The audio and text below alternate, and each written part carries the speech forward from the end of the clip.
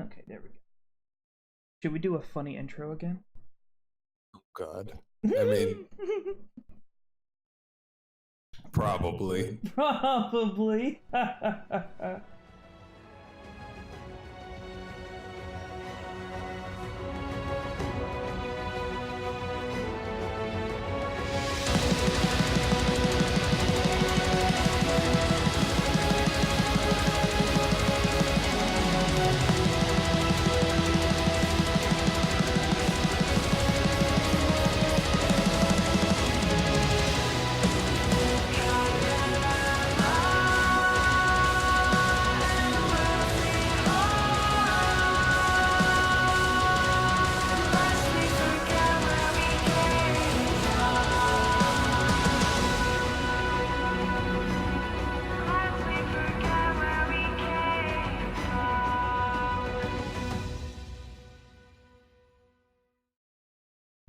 Alrighty, everybody. Here we are. 2.0. What's up, everyone? Hello, hello. There it is. The surprise. Oh no! I have to fix Bree's camera. There we go. We're fixed! Hello, everyone, and welcome to the stream. Hello, everyone. And welcome to the stream. This is gonna be great. Alright, so we are here to talk about Telesterion, the new album that came out on the 1st of November. And we've got Joe and Dave here today to talk about it. Alright, so we're gonna, I assume, just jump in lore-wise. I want the play-by-play. What's happening in Telesterion? Take it away, Dave. No. Oh! Dave Loki actually wrote the whole album. Only Dave. Every part. Well, okay. Let's see. Hold on. I actually got to get my track listing up because it's been a blur. Give me one. No worries. Well, my PC says I have no. Nice. So I guess to do synopsis on it, and I mean we can always get into more specifics if we. Okay. The intro of the album was a dream sequence for Enyo's character. Enyo's Olivia's sister. Mm-hmm. The way we designed that intro was to give some context to the song Godspeed Vanguards. So a lot of well, before we get too much into the lore, let's warm up with something else because I gotta get I gotta get back. Yeah, Train of thought. Sure. Train of thought. So if you want to warm up with something else, has anything major or non-major from what we went over last time changed? I don't think so. It's a continuation of where would it?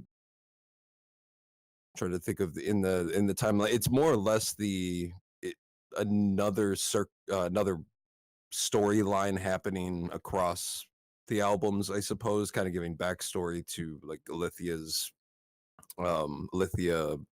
and Enyo and that family tree, so to speak. It really doesn't have anything to do with previous characters, but the character lines, we're trying to develop those characters, so to speak, into something that will resolve more cohesively. Like they'll all cross paths eventually.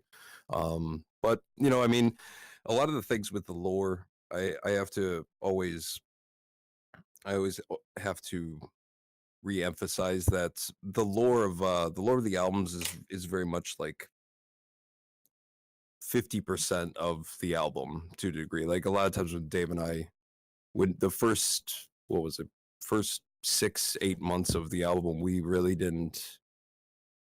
We game planned and kind of made ideas. We were trying to like evolve the story and see what we were gonna write about and so on and so forth. But I mean, the first half of the whole process was all musical, for example. So It's not like, I think I've probably said this before, but we don't sit around emphasizing completely every single song to be, since it's only music. We don't have I mean, we do try to throw art and some kind of visuals into the fray, but we got to be real careful with that whole storytelling aspect and biting off more than we can chew and losing musicality because of it.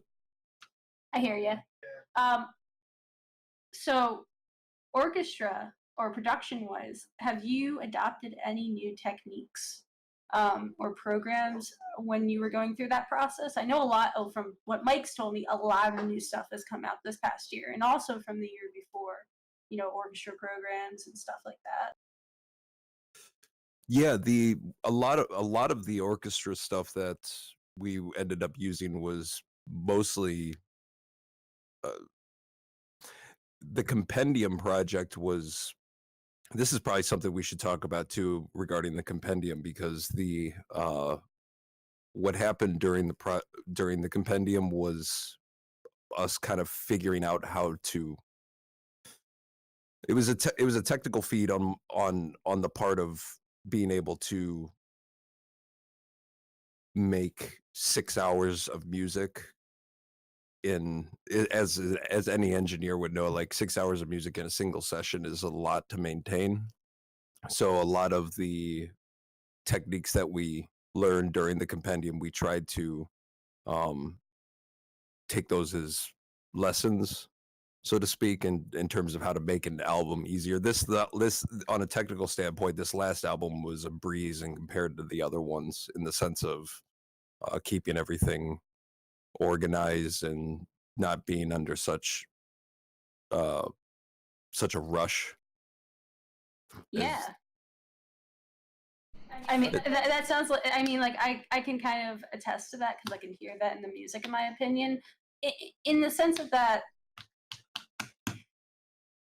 Dave had kind of told us about how you use layering a lot of layering. It sounds like a lot of layering.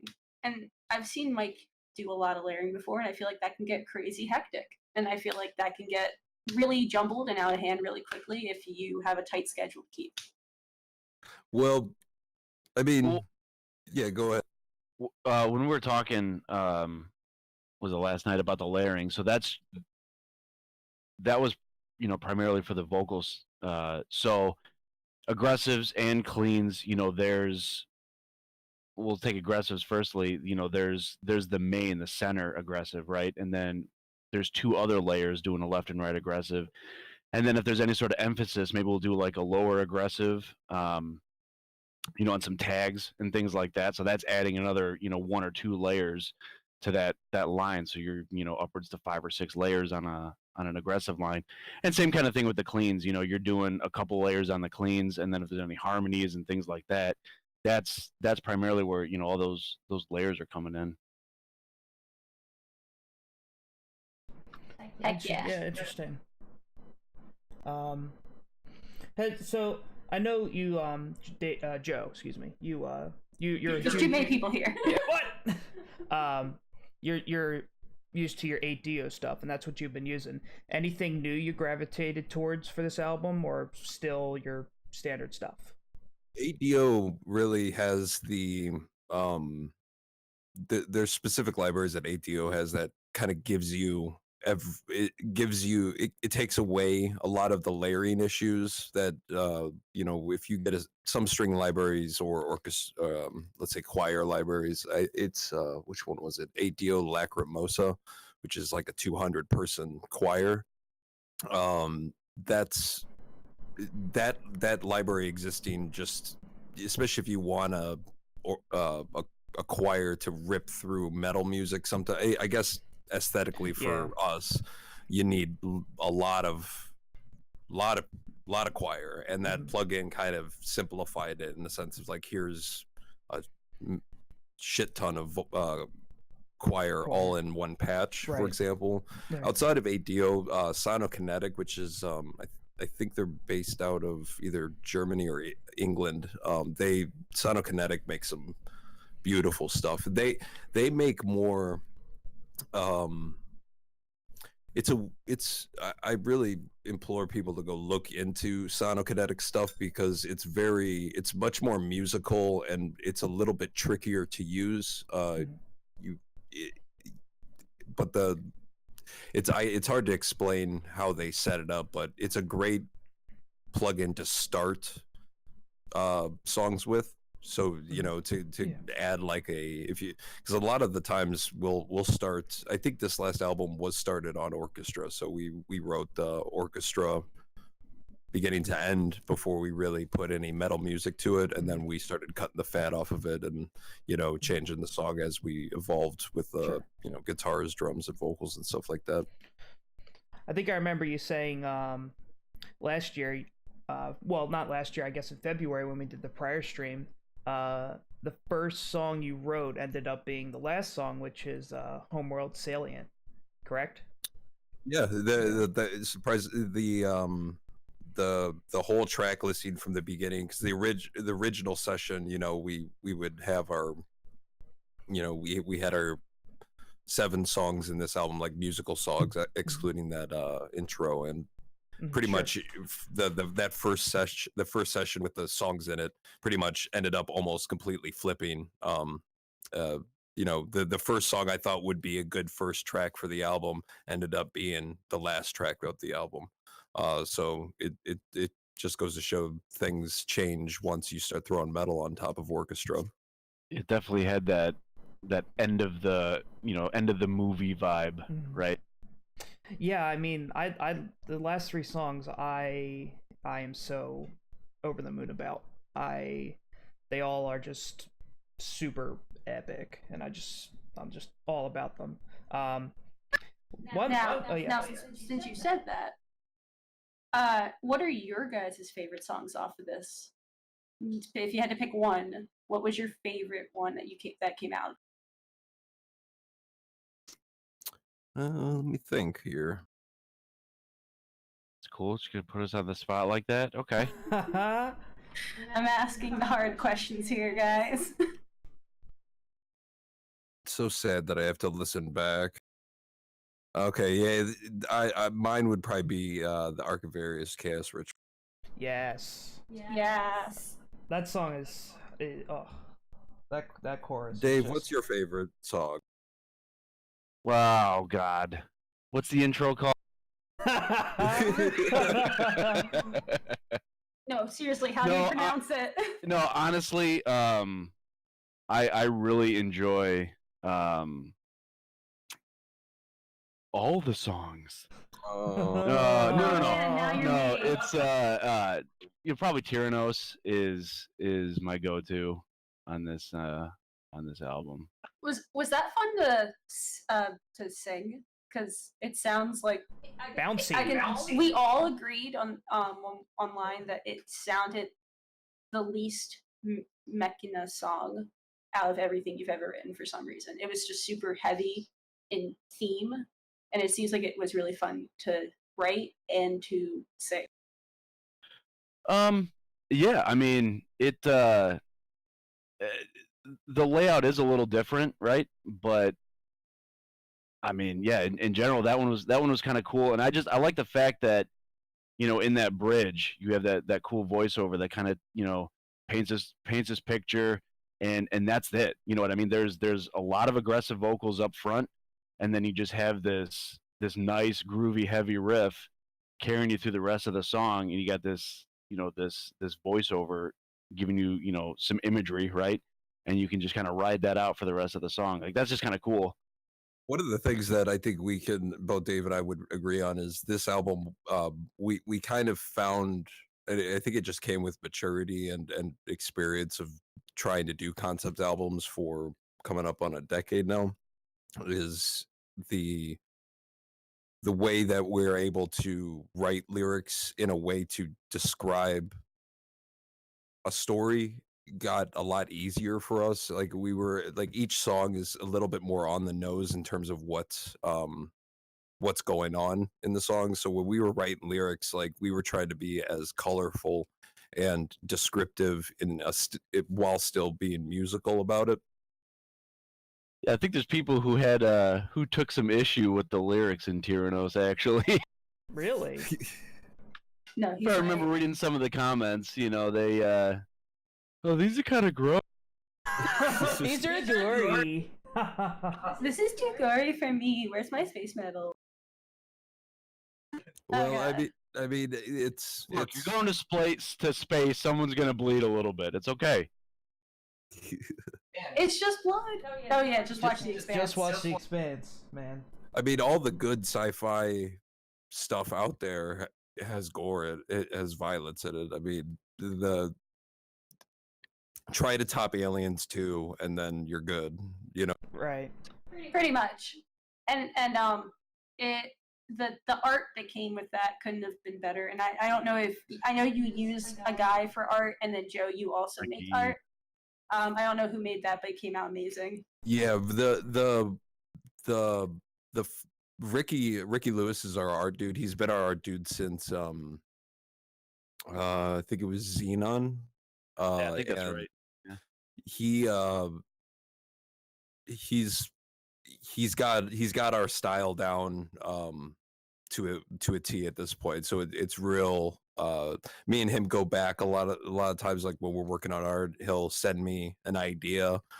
Since I'm total shit with Photoshop, I'll just throw it in there, take the what's it called, the paint tool, just scribble across his piece, and then I'll just send it back to him and be like, all right, the blue lines do something there, the red lines do something there. I want it lewd, but I want it bloody.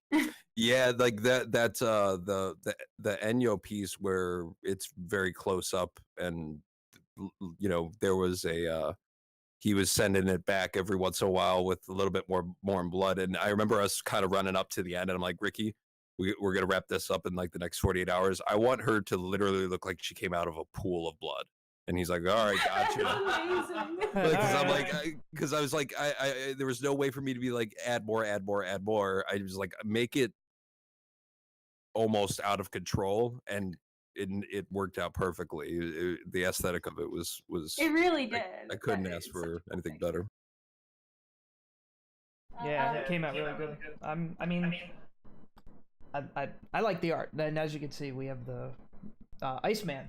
Did we call out Iceman yet? We did not call out We have to Iceman, call so out that's Iceman. amazing. Iceman. Yep. So there it is. I think he's in chat right now. He should be. He should be. He made that awesome little waiting screen that everyone saw, and then he also made this piece, and he's just really killing it on the fan base art game. So shout out Awesome, to Iceman.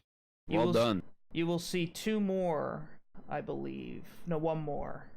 One more photo from Iceman for the second half of the stream after the intermission. But yeah, this one.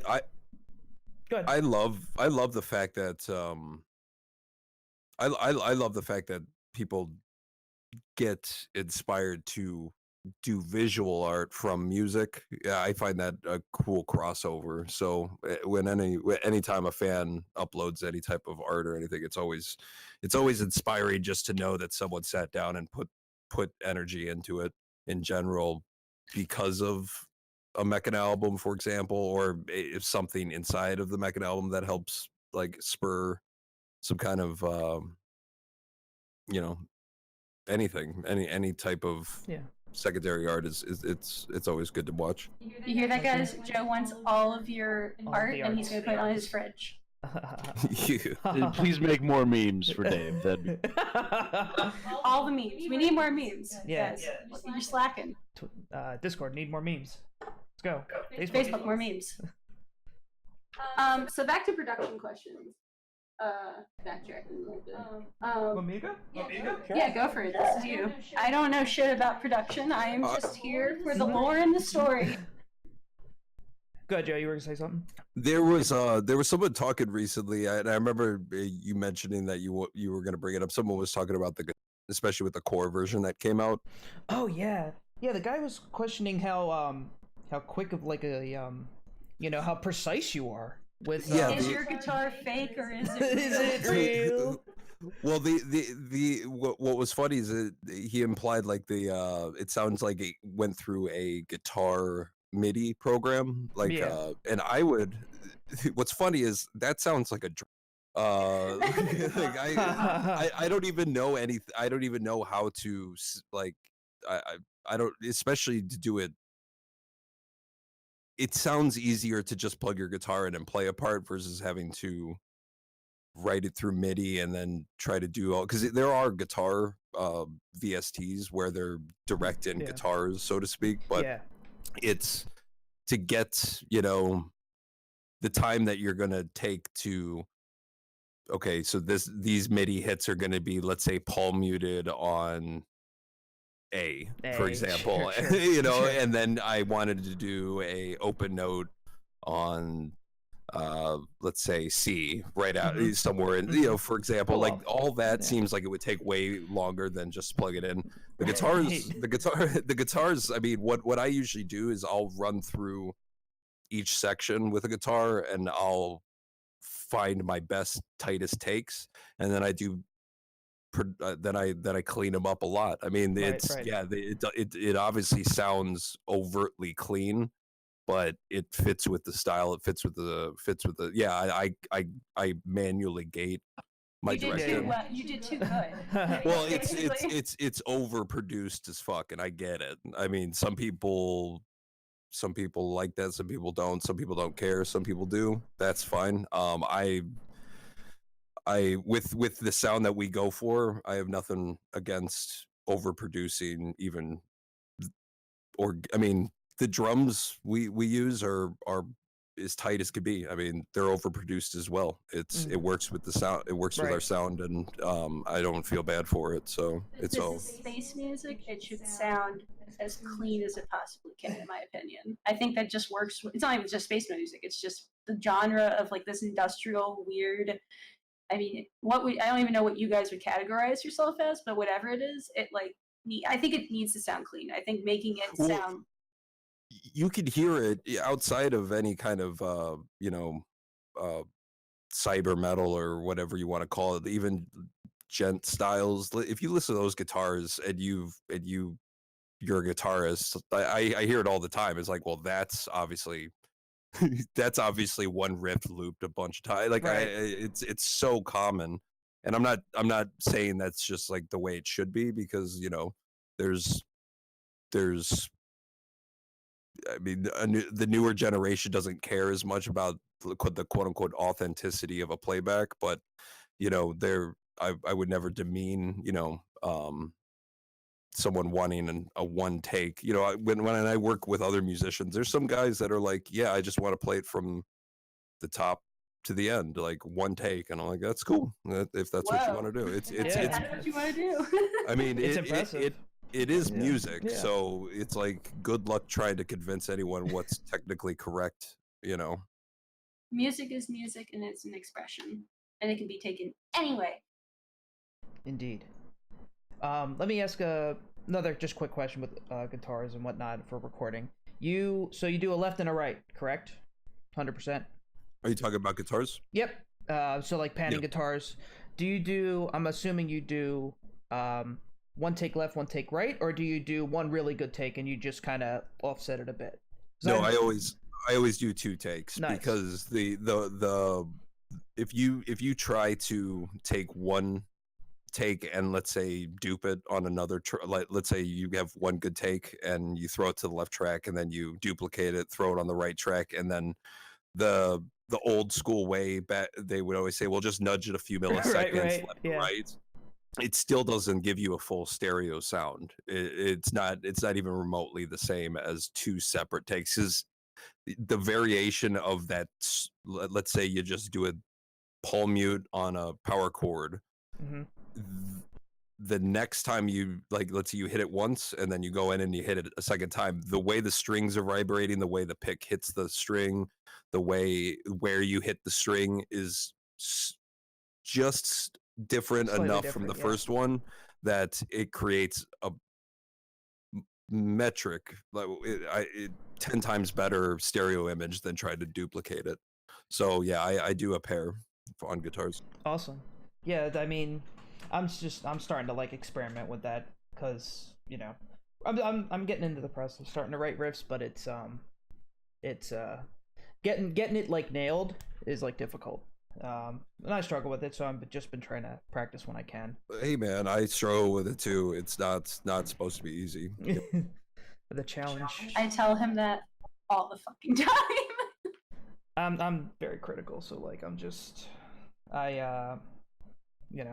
critical of myself, so I just try to do my best. Well, that's the more you do it, this is what I tell everybody, the more you do it, the better you'll get at it. So the one thing, going back to the compendium was just as much as a release as it was a technical exercise on our part to try to be able to figure out the best way to manage a large session, for example, how to keep things organized. Because if you're a producer, because we don't have band sessions, so we're Dave and I, and Mel included, we're all technically just producers. So our idea of taking a blank session, like you load up your DAW and you have an empty canvas, so to speak, taking that empty canvas and getting to the end, which would be the end of this, a mastered song, that takes certain disciplines to know how to do it without spiraling out of control or getting too messy. I mean,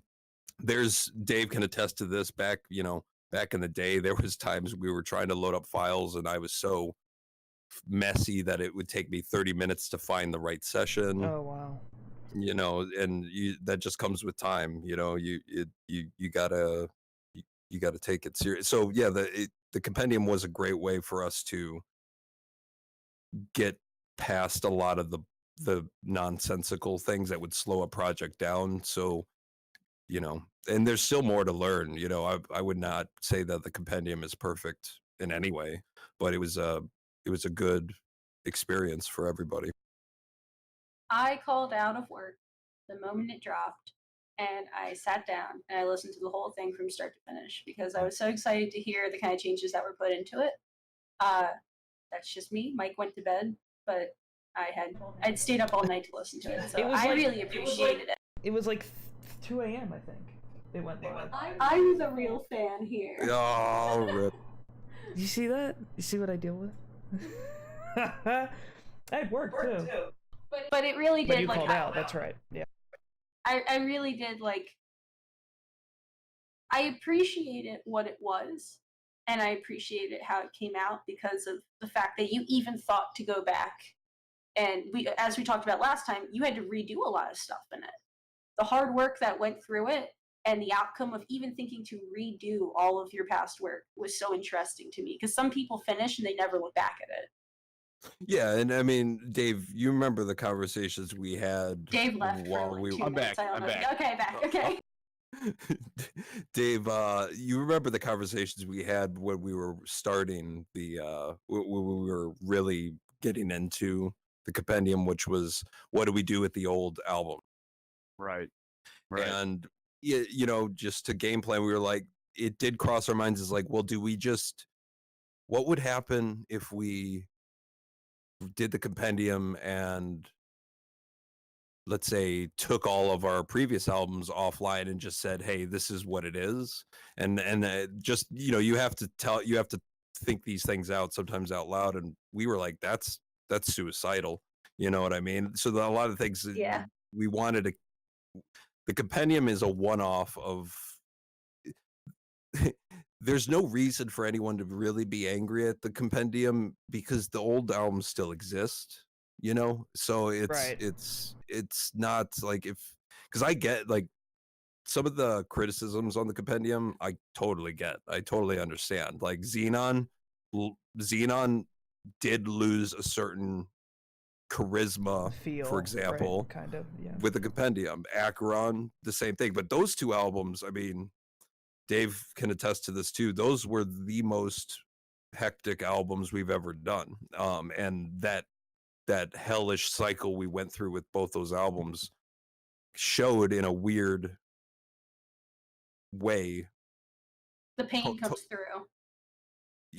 I mean, Dave and I always have a good laugh when people say that Acheron was the best production. I'm jumping in here real quick. Do it, Dave. Because I told this to these guys last night. I am just so happy that not everything is compared to Conqueror. Is that sarcastic? No, because it's the original Conqueror is so different, right, than what we're doing now. So people compare it to like Acheron now, like whenever we release a new, anything new, it's like, oh, it doesn't sound like Acheron, or it sounds like, whatever. It's like, oh, thank God it's not Conqueror anymore, man, because that, like Conqueror is good and all, but it's like, all right, I'm glad we're maturing now. They're picking something a little bit earlier. And the weirder part about that, and I've learned this as I've interacted with the community, talking to people who jumped on during the Embers and Progenitor era and didn't start back with the Xenon, like the millennials or the boomers, we'll call them, but people who started back then, their take on what to compare it to is completely different than people who started later in the game. It's really weird. It's just weird how I've watched that interaction come out. Sure. Yeah, and it's all in good fun. I mean, there's nothing wrong with any of that. I mean, new fans are going to. I mean, Conqueror was shit. How old were we? 20, 22, 23 when we wrote that. I mean, it's we were little kids when that album came out, and the idea is if fans are showing up later in the game, and have different expectations, that just comes with the territory, and that's totally okay. It makes objective sense. You're getting new fans. That's the whole part. That is the whole big okay. Yeah, right. People keep coming. That's all that matters. And like you said, those albums still exist, so you can still go. And back have to you it. guys ever seen the versions of people who have combined Compendium with the original? Yeah. No. Yeah, I didn't really understand it. I listened to it. Yeah.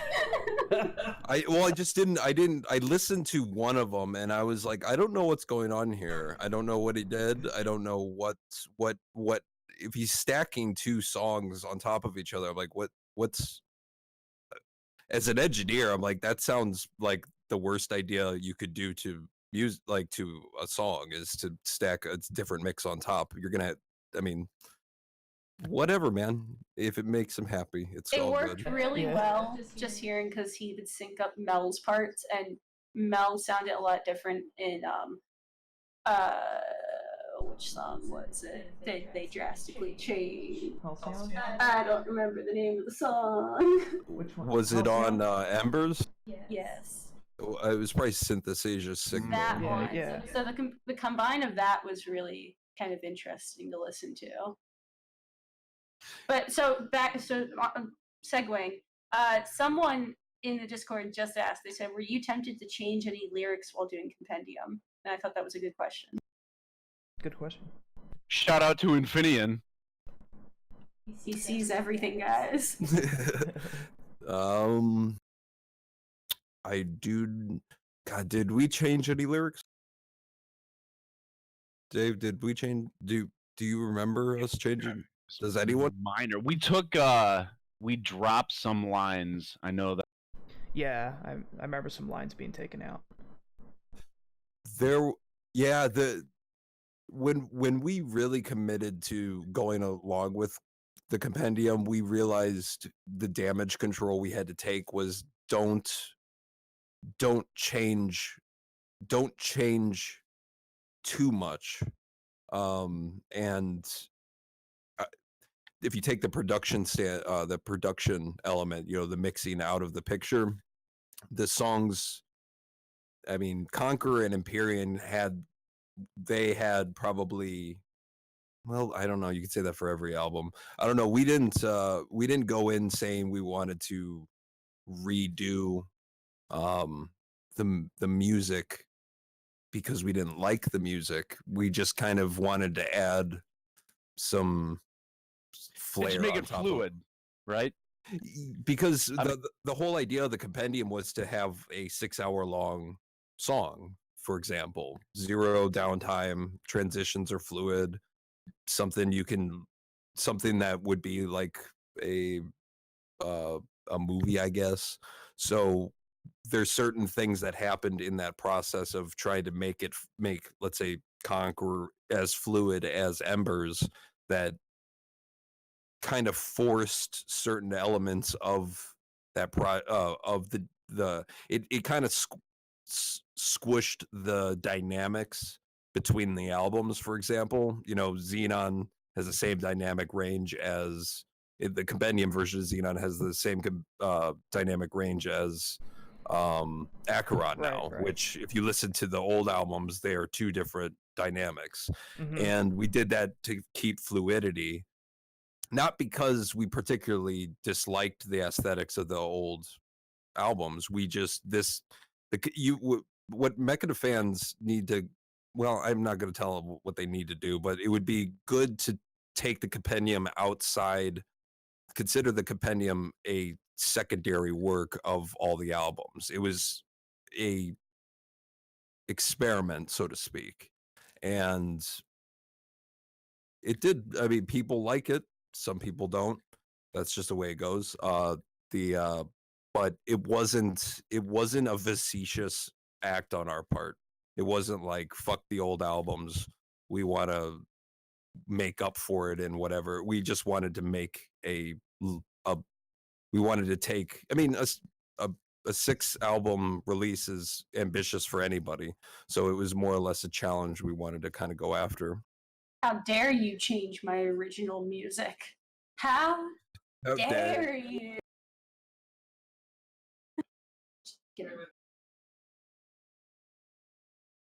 Oh, no. We didn't change it. The albums are still out there. Right. Yep. There you go. That's the real solution. Mike's push to talk broke. Oh no. Oh wait, here we go. I fixed it. Oh, there you go. Hi, sorry. Hello. So let's see. Another production question. What have I got? I believe with the Aladinian Dance, I actually gave it a listen today, and I just noticed the strings are running throughout the entirety of the song, and I just caught that. So like that probably brings me to one thing I'd like to point out. There's lots of like, I guess little like, what would the word be? Like added effect, or not effects, but like, I guess the icing on the cake with a song. Whatnot. There is a ton of things happening in Telesterion. Like the amount of like the orchestra size that you would need to play all the parts, for example, would have to be in the hundreds. Whoa. You need hundreds of Nice. players. Whoa. So you would want to, that's one of the things we kind of like about throwing the kitchen sink at these albums, is the more you listen to it critically, the more you'll catch. And sometimes people won't catch things for months, until months later, and that's cool, because I find that to be that keeps the interest there. It's not so just like, oh, once I heard it, I know it. It's like sometimes you listen to it and you'll hear things in the background that you didn't notice the first 10 times you listened to it. Mhm. Someone made a meme where it's like, listen to Gene Heresy the first time, Yeah. and then the 10th time it was like the Drake meme. It's so funny because it's kind of true. It's like sometimes it's and the style that we do is still kind of niche, so to speak. It's like it's got so much variation in it that you need to be, you don't like pick up if you expected, let's say, like a straight up death metal album from beginning to end, you're going to be disappointed. Yeah. It's not meant to be that way, and we wouldn't Imagine. we're not a huge fan of just repeating ourselves on and on every single song throughout the album, even though sometimes that makes a different aesthetic for consistency. Some guys that like a pretty straightforward album front to back. This is we're in the realm of subjectivity here. That is it. There's no yes or no answers to. I'm picking Gotcha. up still on like random, like I'll be listening to, not really Gene Heresy, but I'll be listening to any one of the songs on there, and I'll pick up on the duets between Mel and Dave, and I wouldn't have noticed it the first time, but then I hear Dave like in the background singing, Did and a I'm like, lot oh shit. of that on this album. Yeah. I remember when the single came out, and I was like, "Is that Dave? I think Dave's in there." Really? Everyone freaked out. They were like, "Is Dave in there? Is this a duet?" I remember the thing where, like, a few months ago, before Telesterion came out, be like, "What if there were duets?" We got them, and it's awesome. I'm a huge fan. I want to take a quick jump back real quick. We were talking about, like, listening to it a bunch of times. Is there any Easter eggs? I know you've done so I was that. about to ask the same thing. So we talked about last time that something from Aqua Team Hunger Force was in something, and I don't think anyone ever found it. We did try to send the fans to find it. No one found it. I'm completely disappointed in everyone that no one found it. Don't tell them where it is. Don't tell them where it is. I won't tell it. No, you'll never know. It's fine.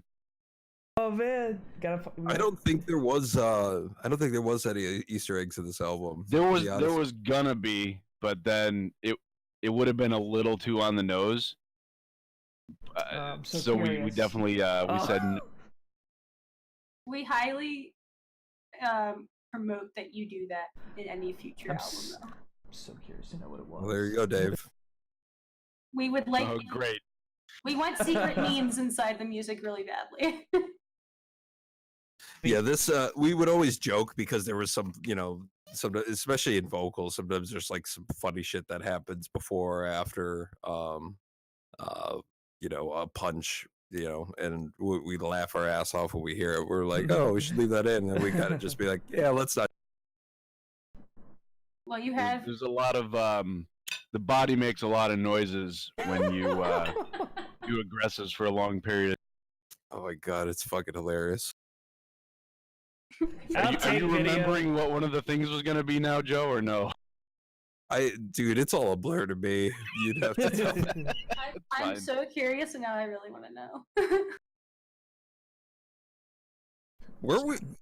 Yeah, we'll talk about it We'll talk about this in the No. car. So you have the approval from the Mechina fans for future that you can do that. Okay, that's fair. I don't really think I have any more production questions. I don't think I really do either. There might be more that come up later. We went through a lot of them that we saw. Unless you guys saw any as you've been on the interwebs that you would like to address, but for the most part, I think we went through most of them. I think there's a lot of lore questions in that in the Q&A section of the Discord. There's a ton of lore questions. I mean, let me preface this by saying, like, before we get too deep into the lore, I want to make sure that everyone kind of knows, like, when we write this, when we do this story stuff, we try to connect a lot of the messages and the storytelling and stuff like that with real day elements, because this is a fictional story, but a lot of these fictional circumstances that we talk about, we do try to keep it in the realm of our actual reality, and like we talk about things in the world, but it's masked a lot in the lore. So, there's when we begin talking about the lore with this album, it's not so like what would be like a storyboard as much as it is what does this song mean in the big context of the fictional story, and what does it also mean to a listener that doesn't know anything about the story? How can it be still relatable to somebody who doesn't care or doesn't know anything about the ongoing fictional story we've been writing? So that's another trick. That's another tricky part of doing concept albums, is not being too overtly specific, especially with music. If we did an animated movie, be totally different way of writing dialogue and stuff like that. So we the musicality element is there, the lyrical emphasis on the story is there, but then the lyrical emphasis on what can be digestible to, let's say, we use the term passive listeners, people who are just listening for enjoying the music, and how do we say write a chorus that is still in line with, for example, the story, but also open-ended enough to be digested by a passive listener to kind of, good lyrics make people think and make people feel certain ways, so there's it's a fine line between becoming too over specific with the being too specific with the lore, and then being too apathetic without addressing the lore. So it's a dance we do when we're writing lyrics. We gotta, each line.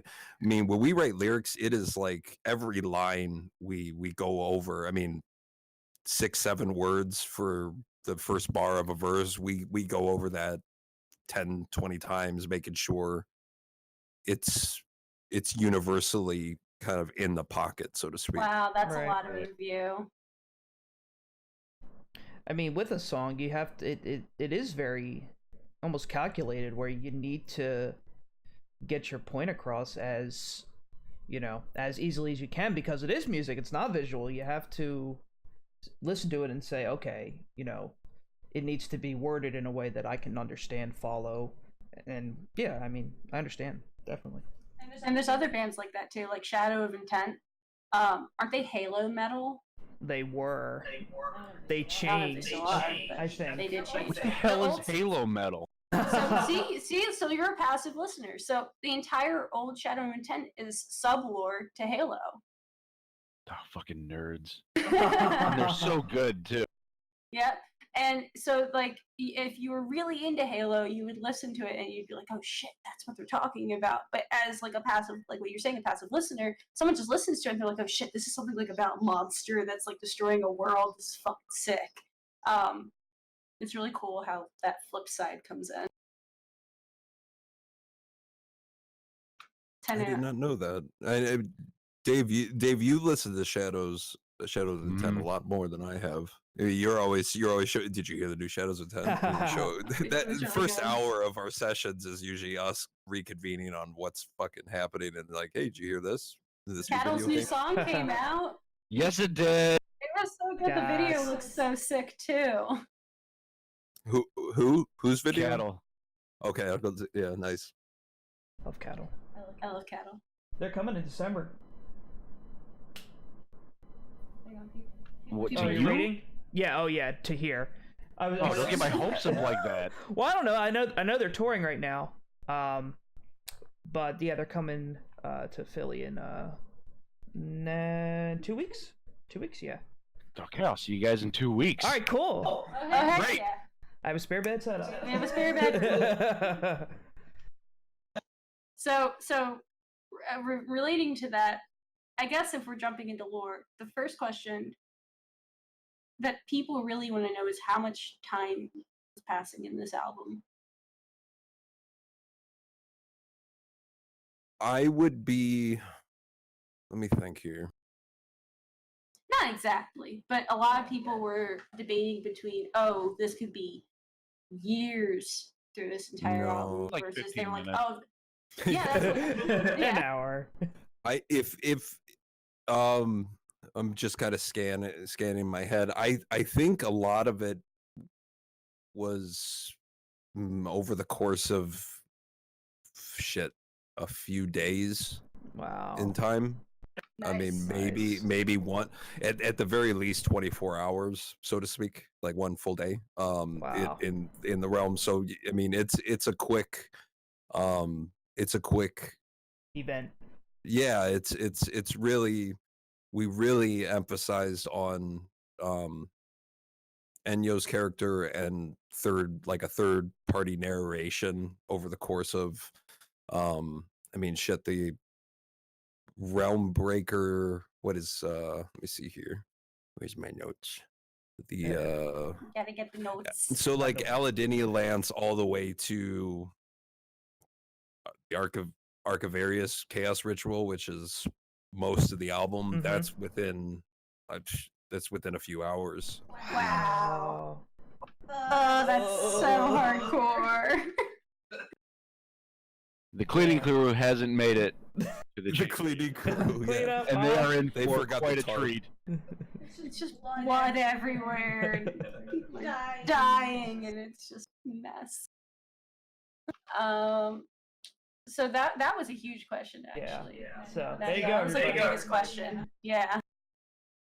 Yeah, there was no scene jump where it's like in previous albums, like the first half of the album is at this time period, and the second half of the album is at this time period. We kind of kept it. It's a lot like wasn't Embers was pretty short too, I believe. So Yeah.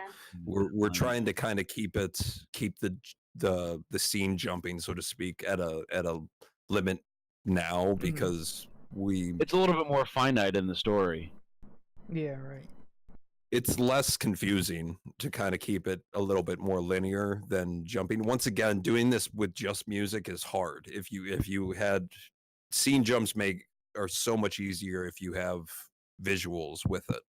So we kind of kept it like, well, let's go in a clear linear path if we can. Yeah, and I think from what we talked about last time, so the opening of this is like when this interview whole started. You mentioned that Enyo is awaking from a dream sequence, and it sounds like she's experiencing the events that Embers, the Vanguards, went through. Was she a part of the Vanguards? Is that what? Yeah. So the idea is the Enyo is the Embers, well, progenitor and Telesterion are kind of connected in the sense of talking about I guess you could call the family tree of Andara, Olivia, and Enyo. And what we were talking about when Dave and I sit around and try to figure out what we want to, like, how we want to present the story, for example, what we wanted to kind of go after was a lot of what Telesterion is based off of is the concept, and this goes back to like real world aesthetics in terms of lyrics, is the concept of immortality and the pros and cons that come with that, and also how good intentions can sometimes lead to bad results, for example. And so what we try to do is give some backstory on who Enyo is in the story. And so Olivia, if you go back to the previous lore, Olivia is one of the 10 quote unquote Titanborns that are in pretty much suspended cryo sleep, as we call it. Enyo was the idea is Enyo was the only blood relative of any of the Titanborns that actually survived the trip. And because of the blood tie between Andara and Olivia, Enyo was the only trait she gained was the same trait.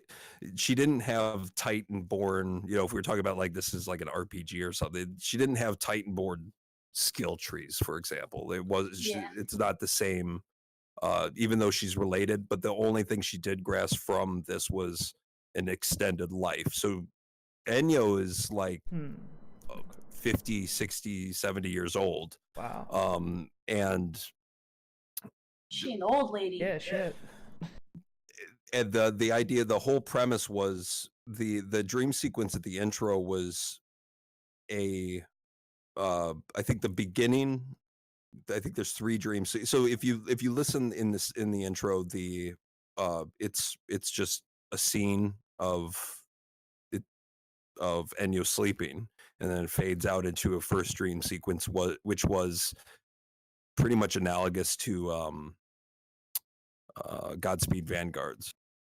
so it's placing Enyo as, and some of the voiceover dialogue kind of says like Enyo will lead the first wave, Mm-hmm. so on and so Yeah. forth. So she because of her ties to the Titanborn and and the fact that she doesn't age is given her a leader role in this big scheme of things. Fair. If I lived really long, I'm pretty sure I'd be considered a leader too. So that's fair. Well, we do a lot of we do take stabs at the way that what would the term be?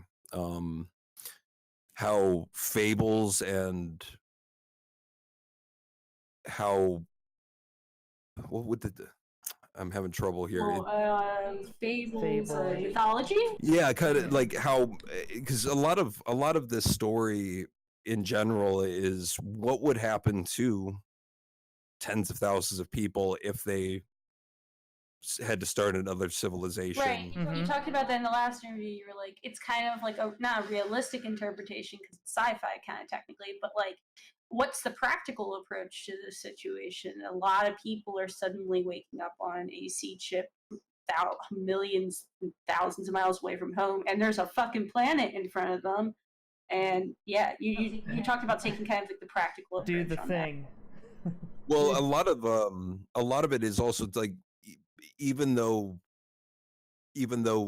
it seems like there's a misconception now where people assume that a future civilization would be hyper rational, hyper objective, hyper scientific, but I think there's a lot to be said that there's a certain premise in human beings in general where mythology and they even the people that were able to, let's say, colonize a future planet is still going to have old world traits, so they vilify certain what kind of cultural problems would still be apparent in a future world, so to speak. What kind of religions would pop up? What kind of tribes would come out of this type of circumstance? Right. Yeah, go ahead.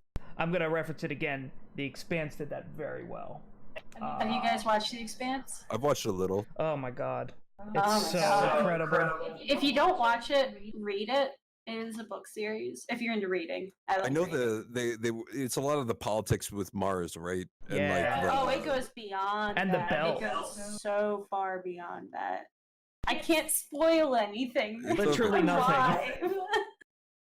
Season 4 So- comes out. Go ahead. So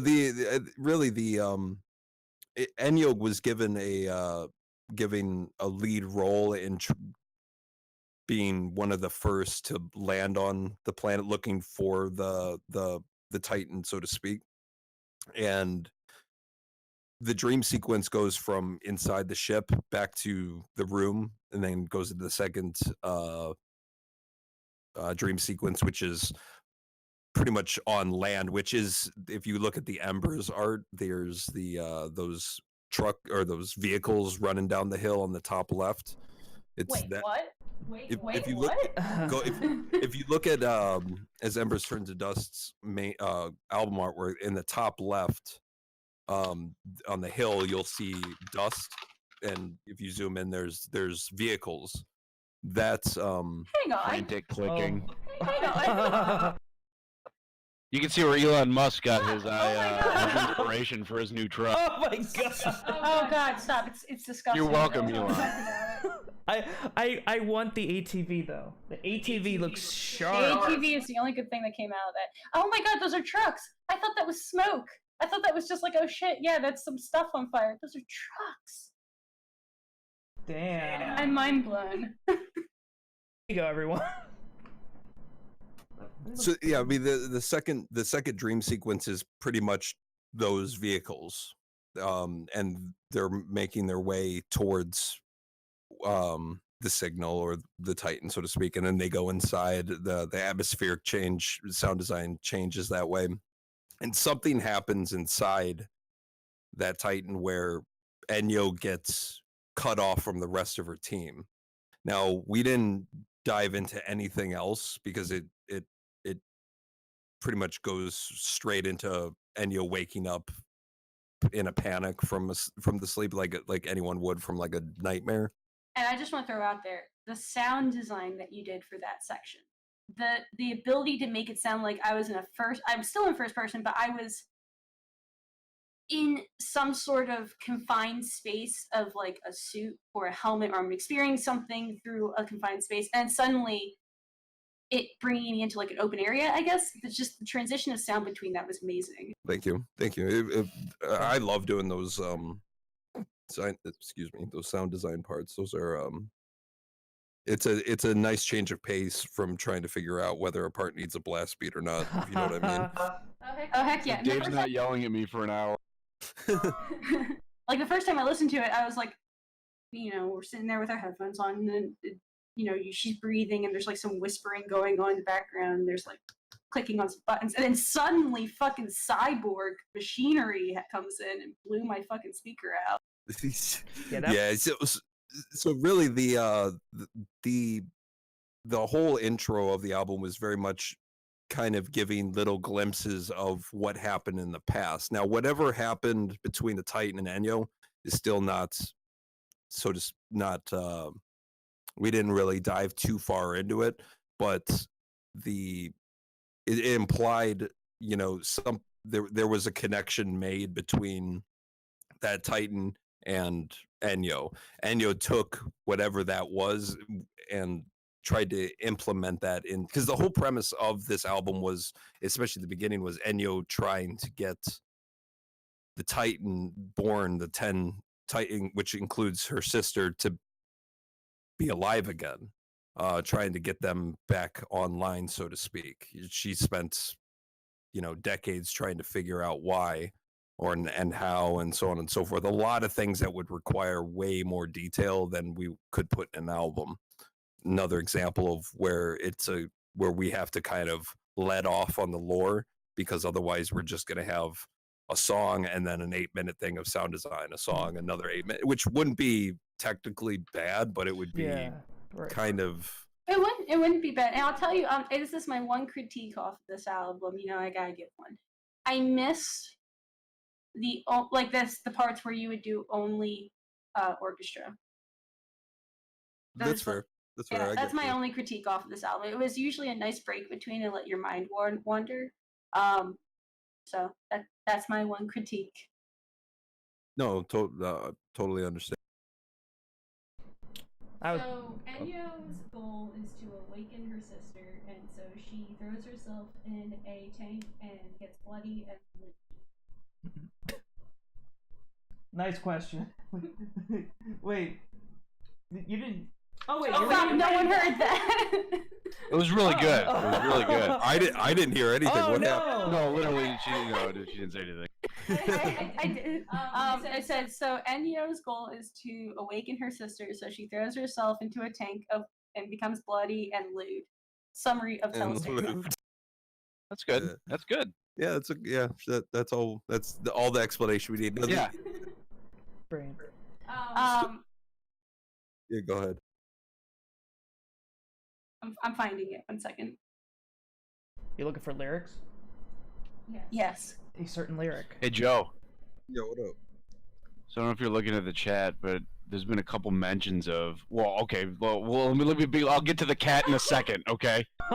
There's been a couple mentions of who's the. Yeah. Oh yeah. Who's the what?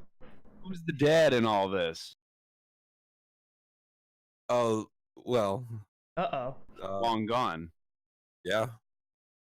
There's that's not been addressed yet. It has not been addressed yet, as in possibly addressed at some point? Question mark. Yeah. Question mark. Yeah. There's another cat? It was 2 cats. She unplugged her mic. I unplugged my mic. All right, and with that, should we go to our first intermission? Technical difficulties. Brilliant. Got some elevator music for Yeah. them. Yeah. I'm back. Hey. Alrighty. We're gonna go to a break anyway. Go to a break. Would you? Yeah, that's cool. What you said 15. I'm Or gonna a few play. minutes? What am I gonna play? I'm gonna play Gene Heresy because that was the second favorite song. That's 10 minutes. So we 10 Okay. minutes. Cool. I'll be right back then. Alrighty. All right, guys, we're gonna go to our first intermission here. We're gonna play Gene Heresy because that was the second favorite song off the album. So we're gonna be playing that. We'll be back in after the song finishes. Alrighty. All right, I fixed my mic. All right, hooray! All right.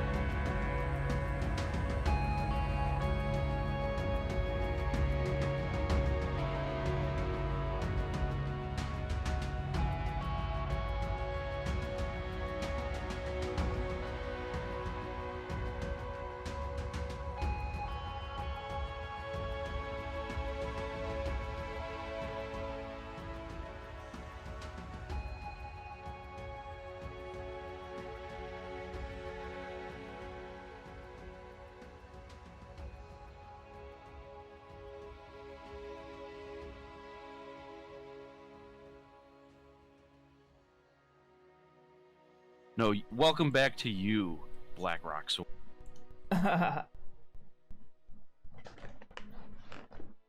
WB. Oh, welcome back. Hi, Space. Yeah. Welcome back. Yes, we're back. Oh wait, let me look at the high space. This is high space. Haha. If I'm in Space chat, and I pasta. Space pasta. the flying spaghetti monster. Where's Joe? I'm here. He'd get that. Yeah, you know Where's space pasta. I think I still have that photo. It exists. Right. I'm scared. All right. All right. More to lore. Yeah. All right. So we left off. I guess I could kind of start diving into a few questions that people had. This might stretch beyond Telesterion. Okay. So you've got them. Oh yeah. Want me to just read them all? That's fine. I mean, you don't have to. I can do it. No, we can do it. I got it already up here. You don't have to do all of them. Okay.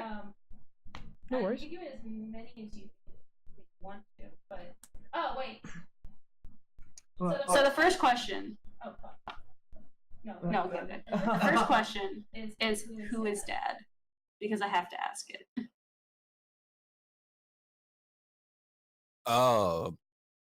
Is that You can what say no. You can say no one. nothing. No comment at this time, Joe. Shut up. Ooh. There's no Dad. Yeah, We're all just a bunch of test tubes. Petri dishes. on the next Yeah. episode I of Ball. had to ask that question. And Yeah, you might have no not, information as of right now.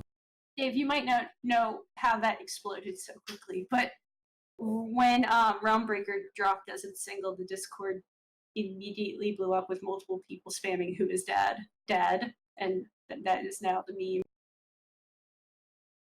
I expect full meme army on Father's Day going forward. We'll just start spamming pictures of Yes, Enyo please. and Olivia. Please and thank you. Have you seen my father? I never had a father. It's like Dad question mark, and it's just just a big question. He went out for milk so many years ago. He went out to grab cigarettes and never, he said he's coming back 10 years ago. Alright, I had to get that one out of the way. Oh no, someone said be careful what you wish for. Uh God. oh. Alright, back to the other.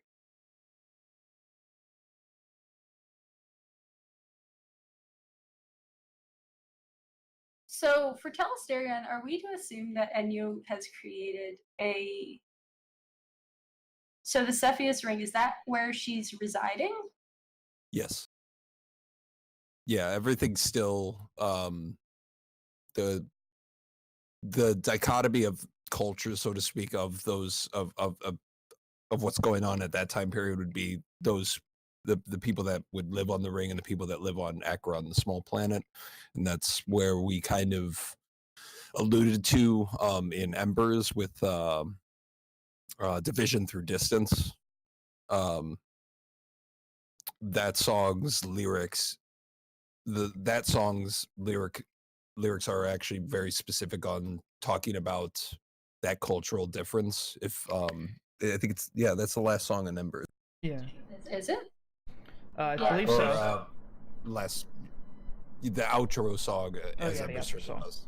But division through distance kind of addresses that a little bit. Does division through distance fall anywhere into Telesterion? Or is that kind of like before Telesterion? That would be.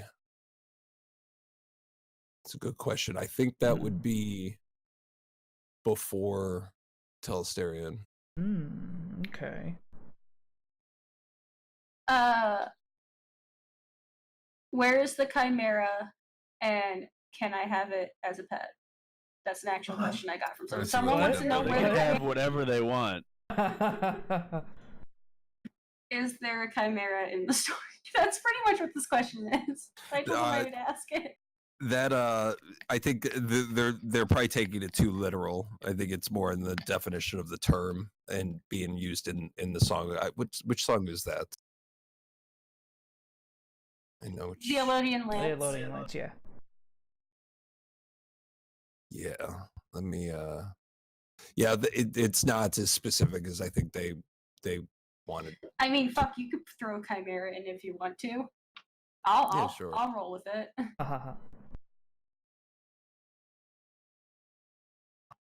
So Enyo had this plan to pretty much go through this painful process. What is this painful process that she's going through? Is this her? It's her augmenting herself, or is it her? It's obviously her augmenting herself, but why? Well, we kept it slightly ambiguous in the sense of whatever happened in that intro between her and that Titan in that dream sequence allotted her some kind of knowledge or technology. The Aladinia Lance is a term that we used for the technology that she's about to use. It could be, I think we were implying it was more of like a specific object, or some kind of link between, because there's a lot of talk in these albums between humans and AI, and how Titans are kind of an analog to the concept of artificial intelligence, so to speak, and augmenting human beings. So it would be an augmentation of a sort. Cool. And I think one of the reasons we wanted to make it as kind of grotesque looking and sounding as it is, the Aladinia Lance, even though that song's got two different vibes. It's very the aggressive vocal parts, and then the clean parts are kind of I don't like using the term yin and yang, but it's kind of like a bipolar vibe in that song, and that's emphasizing uncertainty of what Enyo's character is specifically about to go do, and the blood and all that stuff. I think the line, the Banner Lords of the Hyperion world. We try to emphasize that there are groups on Cepheus Ring that have kind of, it's like governors or representative. They're leaders of smaller groups in this overarching culture in this specific area. So the idea of what happened between Aladinia Lance and Tyrannos and Gene Heresy, to a degree, we kind of wanted to make it seem like she was a queen going to a throne. Now, at the etymazia, I believe is how it's said, I guess, for English. I have no clue. It's said how you say it said. That's a translation to an old Christian term for an empty or prepared throne. And with the artwork being the album art itself is very throne-esque. There's Right. Yeah, the light in the background, that was kind of going to be the next question. Is just kind of what made you guys come up with that, because it's almost like a logo change from the classic little NM thing. That's just the logo we decided to kind of go with for the time being. It doesn't have anything technically to do with what's literally going on in that cover. It's just kind of the new logo we wanted to push. Cool. The old logo too is kind of our trademark logo, and we just wanted to change it up a little bit.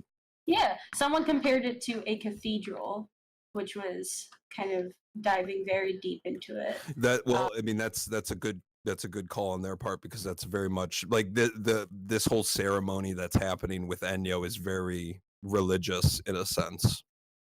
Everybody's kneeling, everybody's giving offerings. We try to describe it in the sense of for example, using visual cues when we were talking about Well, I don't have the lyrics in front of me. I'll actually pass on that. But we tried to describe a ceremony, so to speak, in the first few songs, because it was, the intention was good, and then the end result was negative. I would probably imply. Yeah, and you brought back. I have the lyrics in front of me. So there's like kneel before her graceful passing, guarded by. Oh God, it says and guarded by and Banshee sword. So you brought back the term banshees, and I've seen old art that you've. Well, not old art, but like, are they like a?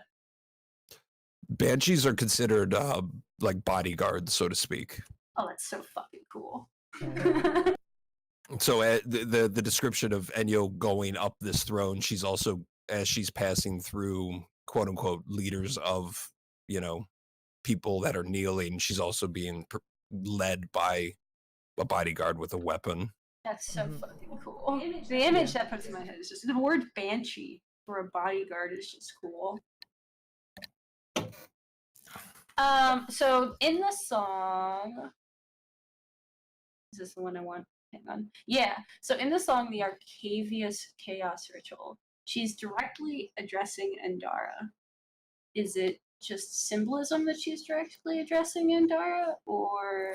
Well, Endara is Enyo and Olivia's mother, so it's more or less a plead, like the shield your loving eyes as I civilize. It's more or less like, I'm letting you down from what I'm about to do. So yeah, the quote to Endara is kind of a callback to the concept of ancestry, or the people that came before us, so to speak. Yeah. It's dark. And then the big. It's dark. I mean, It's very dark. It's like, hey mom, sorry. It's like when you pierce your ears, but your mom never wanted you to. It's fair. I mean, it's almost the same thing, right? Yeah, totally. Oh yeah, mom, I just augmented myself. Ear piercings, Ear partial piercing. genocide. It's all the same. It's a fine, phase. it's fine. It's a phase, mom. Yeah, it's a phase. It's just one's a little bit more permanent. So going into Homeward Salient, the big thing here is Olivia wakes up. Yes. Or is awake at the end of it. Now, the lyric that was kind of being thrown around that needs a little bit of... Awake and alive, the purpose to bring her back to life, forgotten by lifeless eyes. What kind of is happening in this scene? A rough idea. That lifeless eyes, line is connected to Taurus from I believe that's the song where Amintus, the character in the previous albums, was seeing this future world of what look like people but have a lifeless eyes feeling, or like there's something not human about them. So this is what happened to Enyo in the story is a analog towards the big cultural difference between augmented humans and normal humans. And after the ceremony is done and Enyo is changed, Olivia, the short time span of Olivia and Enyo come face to face. We didn't really emphasize anything on Olivia or anything that she would have said, or so on and so forth. But the lifeless eyes term was, there's been a change in Enyo's personality, and I guess not so much personality, but long-term goal with this. So I guess let me rephrase this in the sense of the augmentation of humans, and this kind of goes back towards talking about the big picture and real world circumstances that you and I live in, is augmentation and this future world that everyone kind of thinks is coming. There's going to be I'm not predicting anything. I wouldn't there's too many variables at hand, but there's something that's going to be lost when that happens, and a lot of this Oh, for sure. album, this album kind of tries to address that in a sense. Yeah, I definitely get the kind of vibe of, oh man, I'm no longer feeling. The ending of this sounds like they're going down to Empyrean. Yep, that's correct. Yeah. And so at the end of this, it's kind of like, bye, Cepheus Ring. Our eyes are now focused on another world. That's so cool. That's a nice segue between Embers to whatever you guys do next. Just the whole fact of kind of filling in that gap. Yeah, and not to spoil much, but the future of this story is going to be very much the what happens between the Empyrean planet and the Acheron planet, and how they're going to be braced together by the rings, and there's going to be Ooh, there's so going to cool. there's going to be a what would the term be? There's going to be a power vacuum, probably. This is all going to very much lead up to coexist, because coexist is that song is very much depicting the last battle between these planets, so we are going to creep up into what caused that battle. Yeah, it's kind of like, out of everything, it's a very set story, kind of. The way it's written, at least. This is another reason why we kind of chose to be a little bit more linear with it, because it's becoming more obvious to anyone that's looking into the lore to kind of see the patterns with just music, so that's another reason why we kind of tried to keep it linear. A question just popped up in the Discord, and it's funny. It's amazing. Dave, do you want to ask it?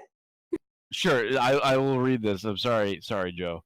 So Infinian asks, I believe you and Joe spend like 18-hour stretches in the studio.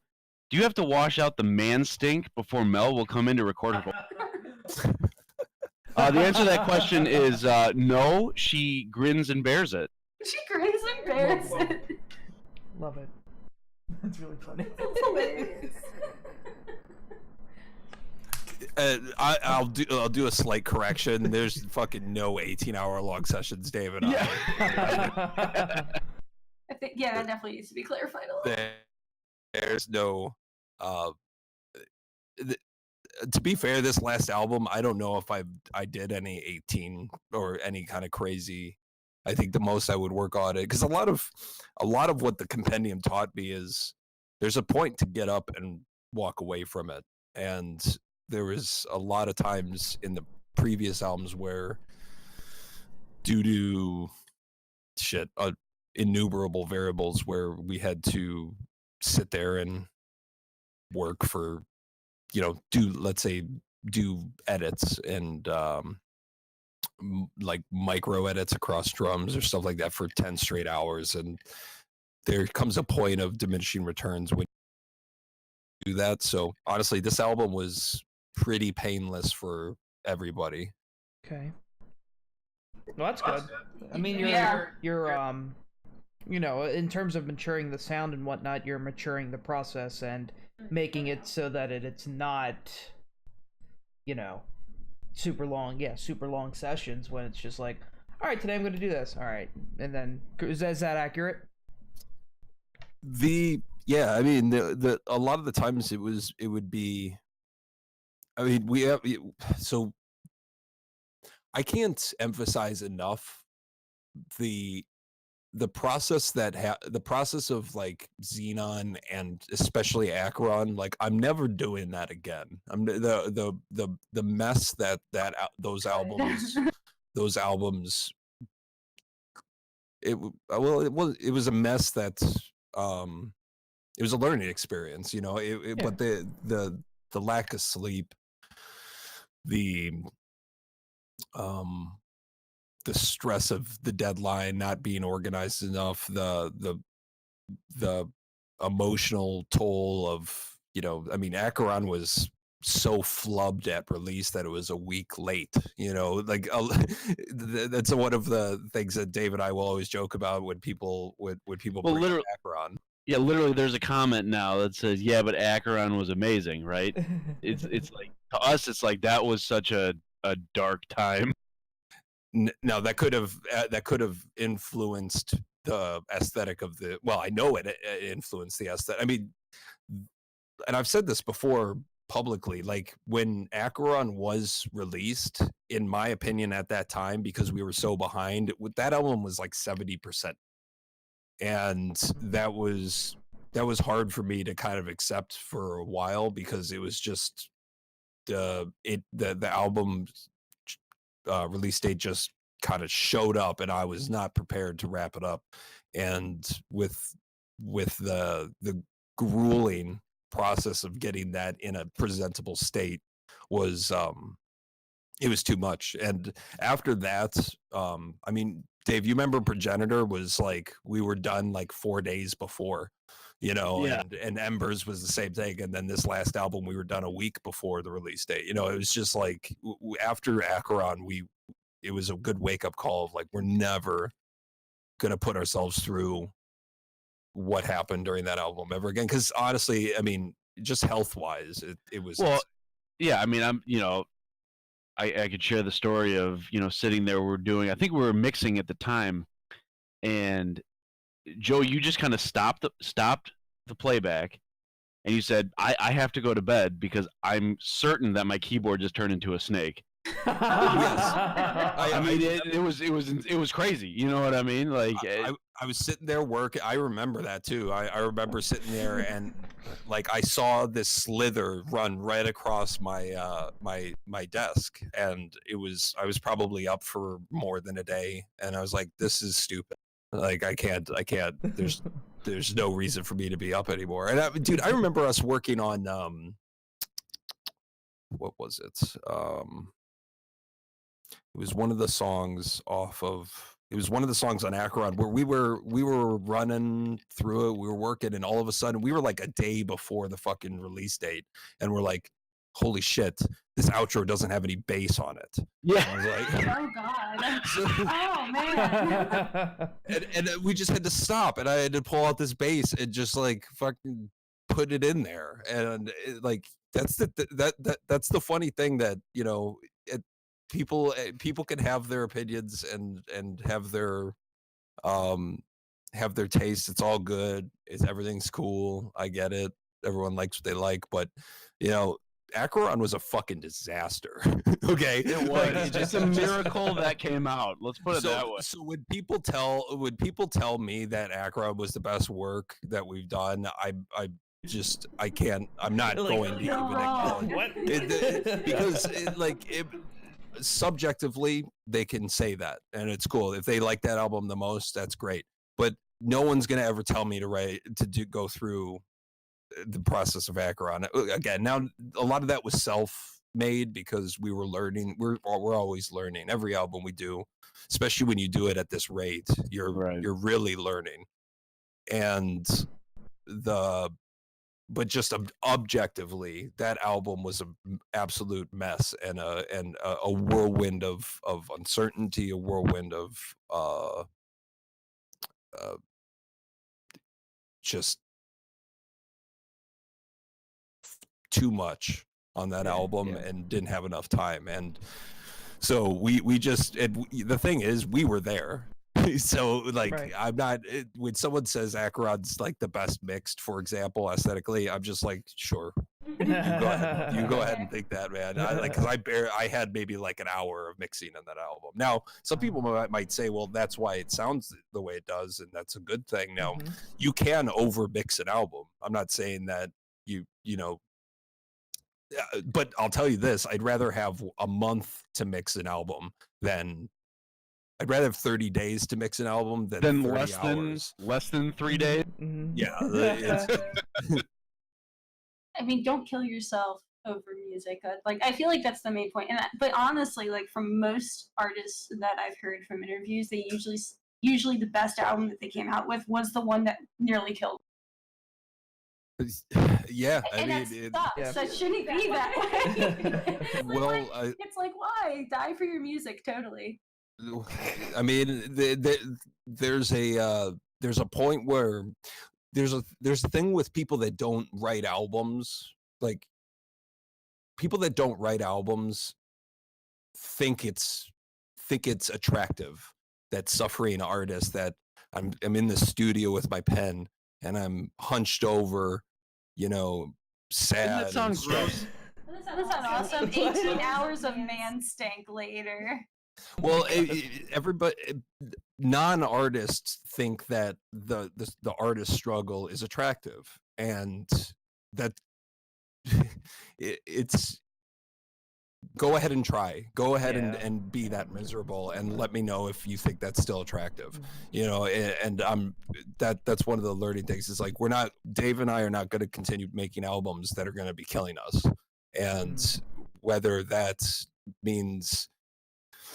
And it's not even so much writing the music. The writing the music is kind of secondary. But in the past, a lot of it has been technical. It's been trying to get, you know, we are a do-it-yourself band. You know, Right. we don't outsource a lot, and a lot of that is so we become better at more things, and we have more control over our own work. And we just don't. We're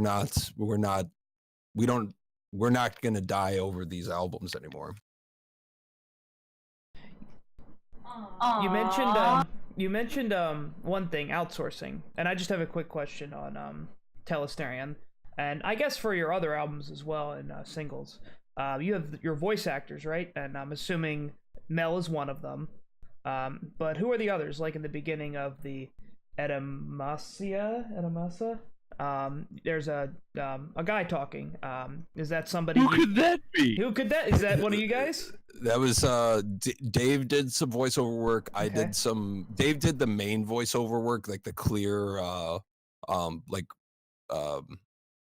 the lyrical, like the ones that we actually wrote the lyrics out. Dave did those voiceovers. A lot of the group that was with Enyo at the time, like the backing sound designs and the back. I just went in the booth and I just mumbled stuff to make it sound like chatter in the back. Okay. And Cecilia did Cecilia Negron did the voiceover for Enyo in that intro too. So, you know, we wanted to bring another voice into the sound design, so it wasn't just like, hey Mel, change your voice, we're gonna do all that, you know what I mean? So we just added you know, and that was a Cecilia we met from voice work over with another band that I worked with, that she did in voiceover work for that intro for their album, and I was like, hey, let's do some cool shit. So yeah. Nice. Very cool. I was gonna say there was another person. Like words. There was another person's name on Realm. I think when Realmbreaker dropped you in that description. So that's Cecilia. Yeah, that she did voiceover work in the spoken word part in the bridge of Realmbreaker. Have you guys used her before? No, this is the first. Oh, yay! Another person. She's now a part of this. Yeah, right. So, kind of talking about Mel with this, because this is a very heavy Mel album. How much did Mel participate with writing this?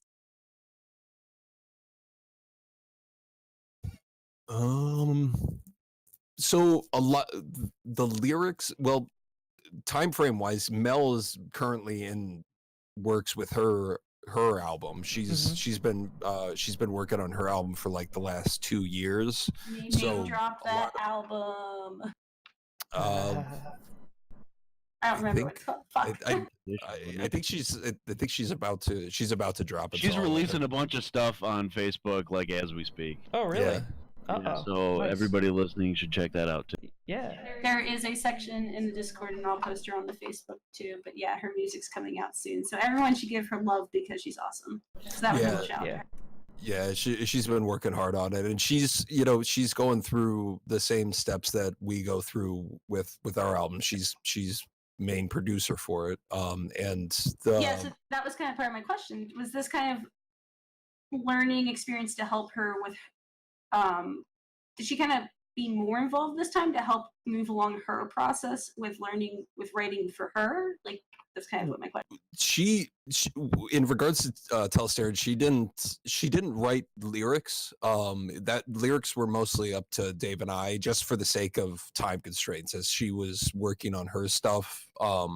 It's hard to micromanage multiple projects in a creative way. That's very exhausting to do. So she, a lot of the times when we'd start, I think what we did a lot, Dave, if you remember too, we would have the orchestra, we'd put the metal stuff on top of it, and then we would do vocal references. So it would just be like, go in there and freestyle some melodies, for example, on this part. Nice. And we wouldn't have any lyrics. We would just kind of freestyle singing parts and just kind of see what happens. And I'd go in after the fact and chop it up and maybe make a few variations. And then those little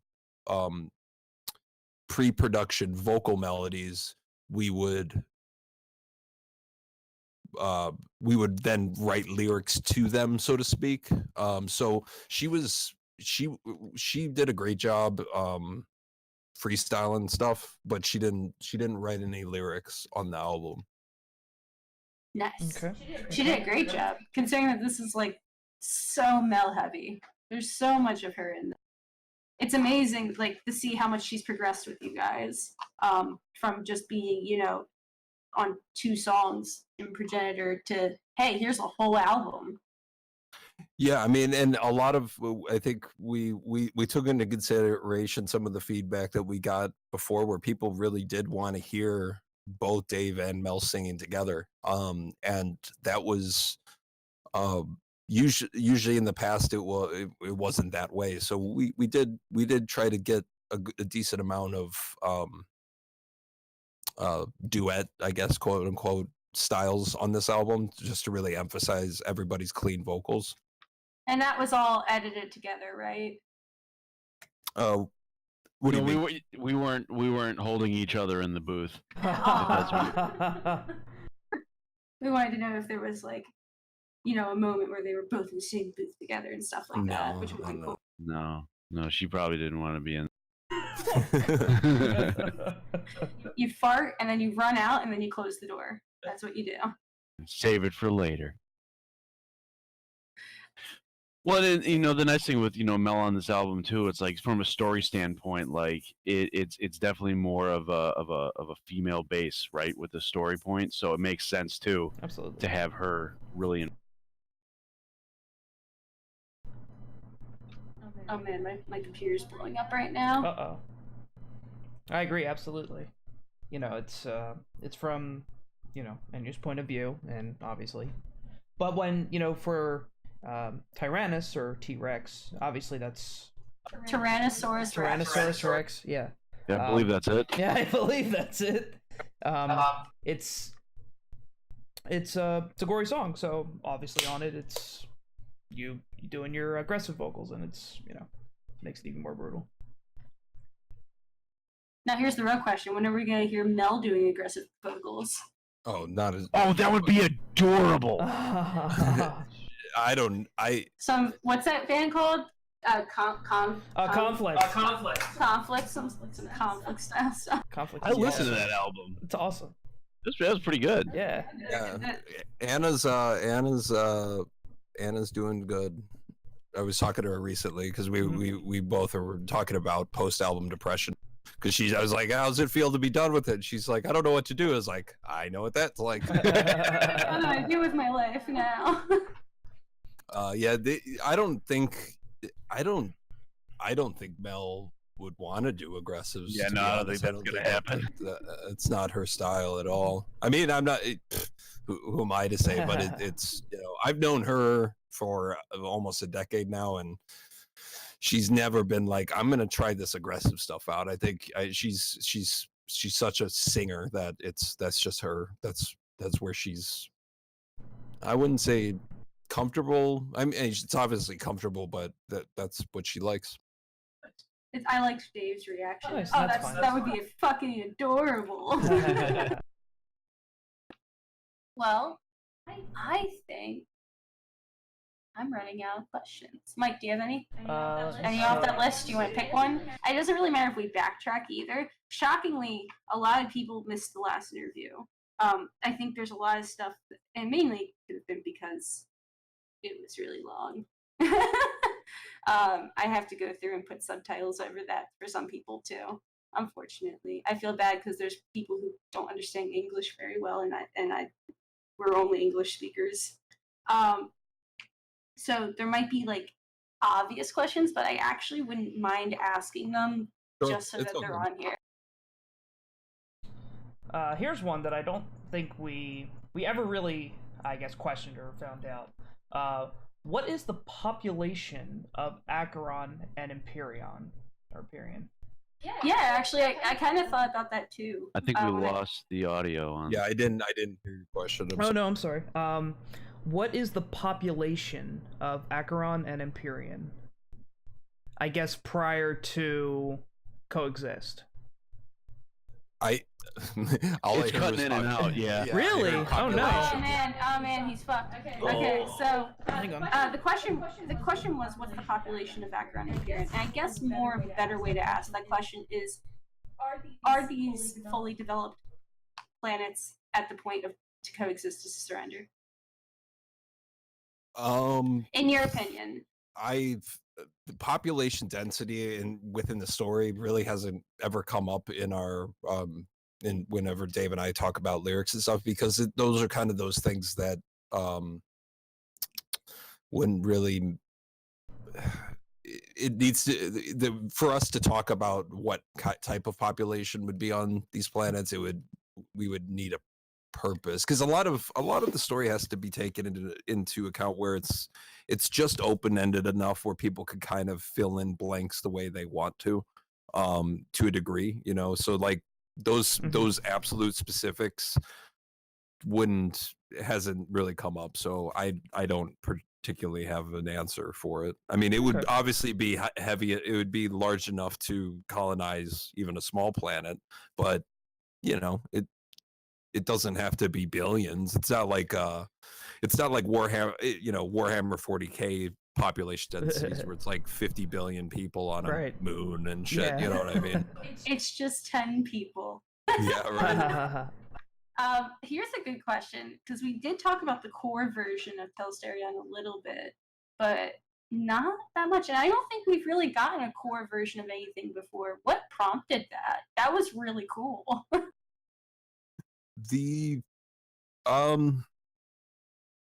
I think a lot of it was, and I did put it up on Bandcamp for free just so people can. It was kind of just like a little spurt of, I kind of went in the studio, I just loaded up. I'm like, I'm gonna just mute everything and then just kind of have the regular, just the drums, guitar, and bass, and guitar backing track, so to speak, and put it out there and just see what happens. It was more of just kind of an experiment, and I was considering doing that for the previous albums too. I just wanted to see what, if it was worth it, and seems like people dig it, so I wouldn't be against doing it for the other albums too, especially for people who want to hear, and I empathize with the feedback where it's like, I remember someone saying, this is what hides behind all the orchestra. It's like, yeah, it's sometimes hard to hear every guitar note when there's a orchestra running way high on top of it. The feedback was amazing. Like, people really liked it.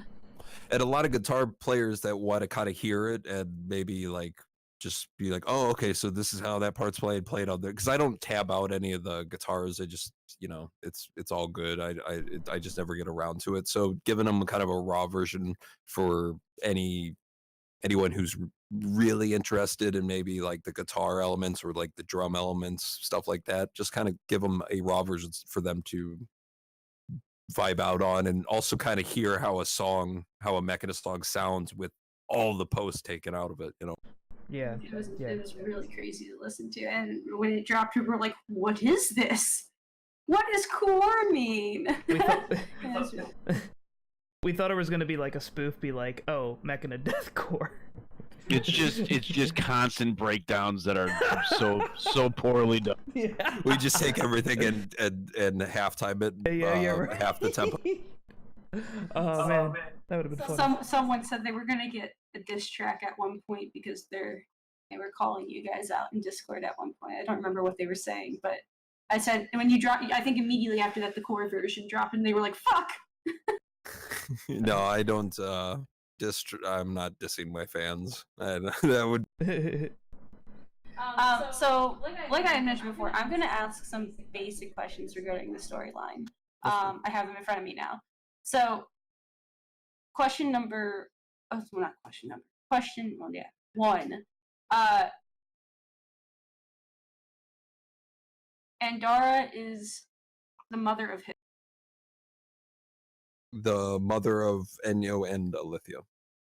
We'd be shocked at how many people don't know that. And I think it's good that we. And if anybody wants to know that, have a little bit more, more information, I guess, about Andara, you would want to listen to the first half of Progenitor, because that from the beginning of from Mass Locked to oh boy, I forgot, but the first 3-4 songs is all pretty much from Mass Locked all the way up to the Horizon Effect is pretty much Andara's story. So anyone who's curious about that, go listen to the first handful of songs on Progenitor, and it'll give you kind of some context. At not really the end, but in Xenon, is that Olivia or Enyo who, at the end of it, meets Amentus to give him his memory back? That question, I think I don't know if we've talked about that before, but I think that's kind of one of those things that we're gonna leave unanswered for now. We did talk about before. You had touched base on. You were pretty much gonna leave it open in the air right now. Yeah, it's more of those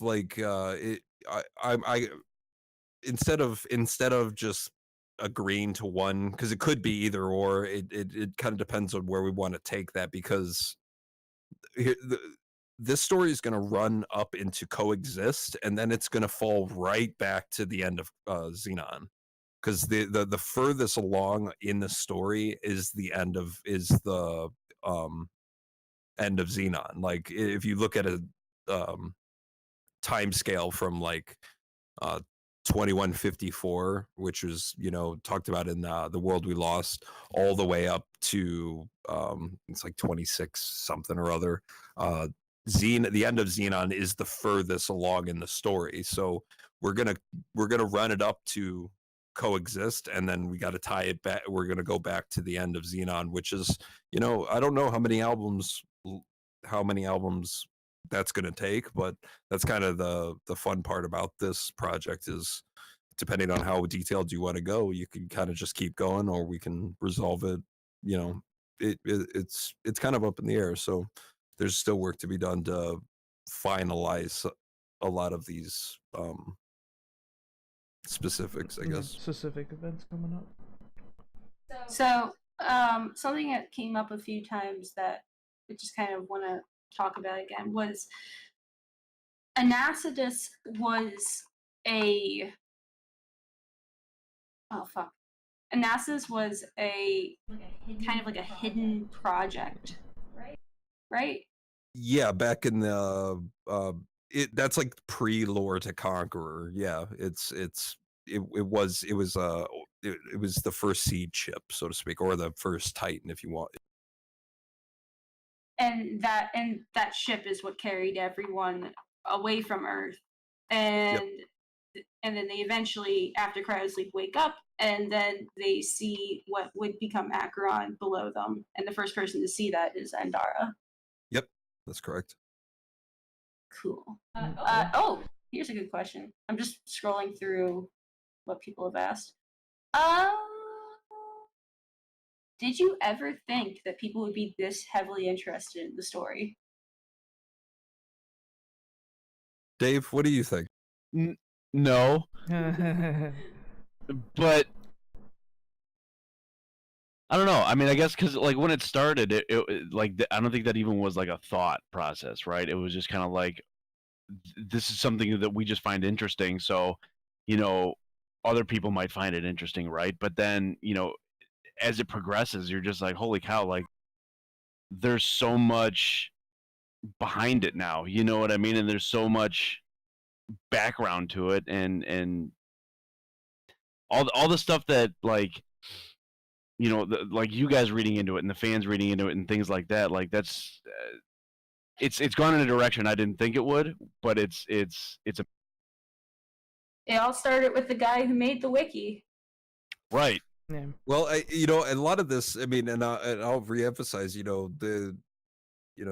this project is very much like what a gamer would do if he was in a band, and a lot of the times it's like when we did Conqueror, we said, hey, let's do a concept album, and then we did once that came out, I think it was like 2 months later, we started on Andromeda, and I was like, hey, let's keep going and see what happens. And then Empyrean came, and then it's such a different mindset going into writing music when you have to connect dots across songs. Mhm. And I find it really challenging, but it's very interesting when it works. So it's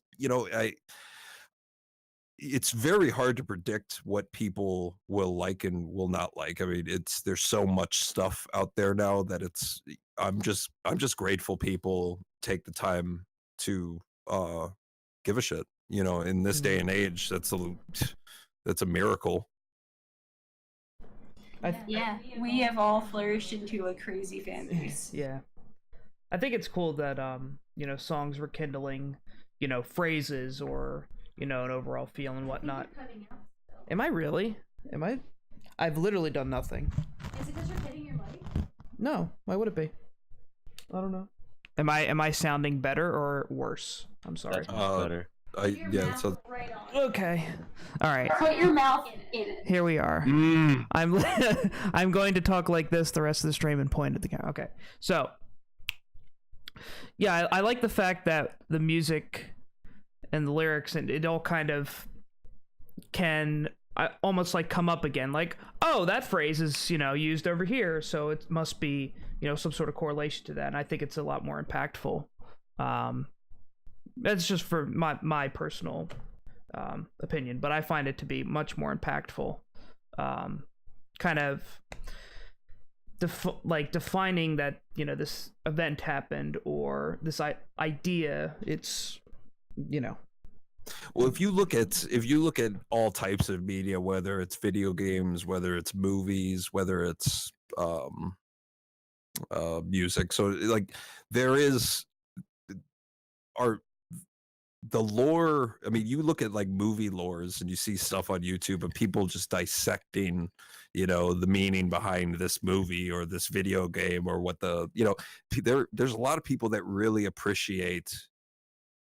I mean, I'm gonna go off on a limb and say that a lot of media is very recycled. Like there's a lot of predictability. Things are very predictable nowadays, especially if it's you see this in gaming a lot too, especially if you want a game that actually gives a shit about a story. A new story, yeah. Like we always, I always use the term like Witcher 3 is a great example of, hey, you want to play a game that's cool, but if you want to sit and like dive through literally days of lore, it's there for you. And if you giving them a little bit extra backstory, and because when people read into that or play into that or watch into that, they feel like there's a heart behind, you know, I think the last stream we were bitching about video games and how, Yeah. you know, there's not a lot, a lot of games come out and there's no heart in it. There's no, there's No passion, no originality. Yeah. it's and that's also kind of subjective, so I don't want to be too hard on, you know, that's the thing with art. It's, I kind of throw my hands up and say whatever on a lot of things, but you know, there's a point of making the participant, whether it's a listener or a viewer or a player, to be given agency inside of what they're experiencing, and that creates a connection with that piece of media that is less disposable. It's less like, oh cool, on to the next, oh cool, on to the next. Mm-hmm. So having that extra emphasis on internal lore, I guess, or trying to give a more effort into the foundation, even though you can't see a foundation, so to speak, on at first glance, you know, emphasizing on that foundation to a degree can really, and it also goes back to why we saturate so much musical stuff, so much musical layering in our music, is so there's something to be discovered after the 20th listen, hopefully, you know. Right. So you guys mentioned video games, and I just have to ask, game of the year, in your opinion? 2019? 2019. Is there any? That's a good question. Oh boy. God, I don't even know. For me, it's I'm gonna sit this one out. Dude, For it's me, been it's Planet Zoo, and that's just me.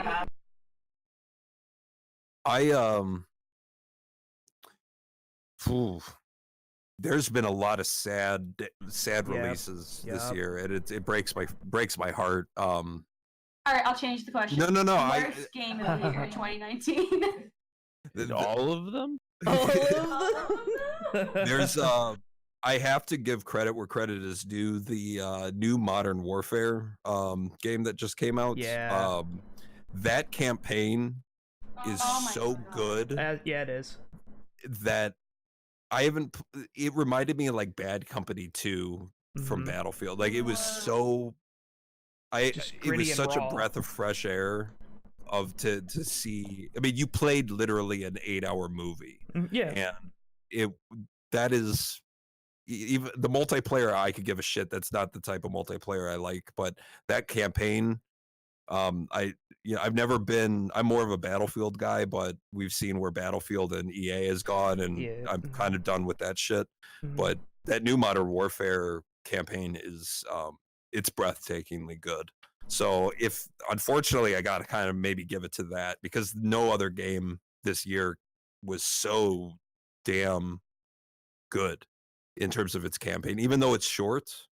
Boy, oh boy, you know, like when you look at what Ubisoft is doing with these open world games, it's like that shit's over. Like that Breakpoint game that came out, I played the demo of that, and I was like, this is kind of cool. And then I realized this is just Wildlands except worse. I'm like, why am I? I'm like, I'm not gonna pay like that. That's the thing. Like the open world thing. If 2019 has shown anything about the gaming industry, it's open world has died. Open world does not mean anything anymore, because there's no meaning in it anymore. There's just because you have freedom to do whatever you want.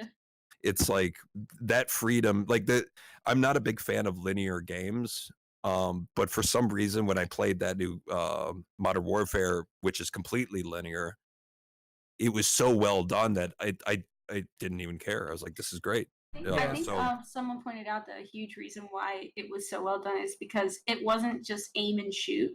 There were civilians. There was sneaking. There was a lot more.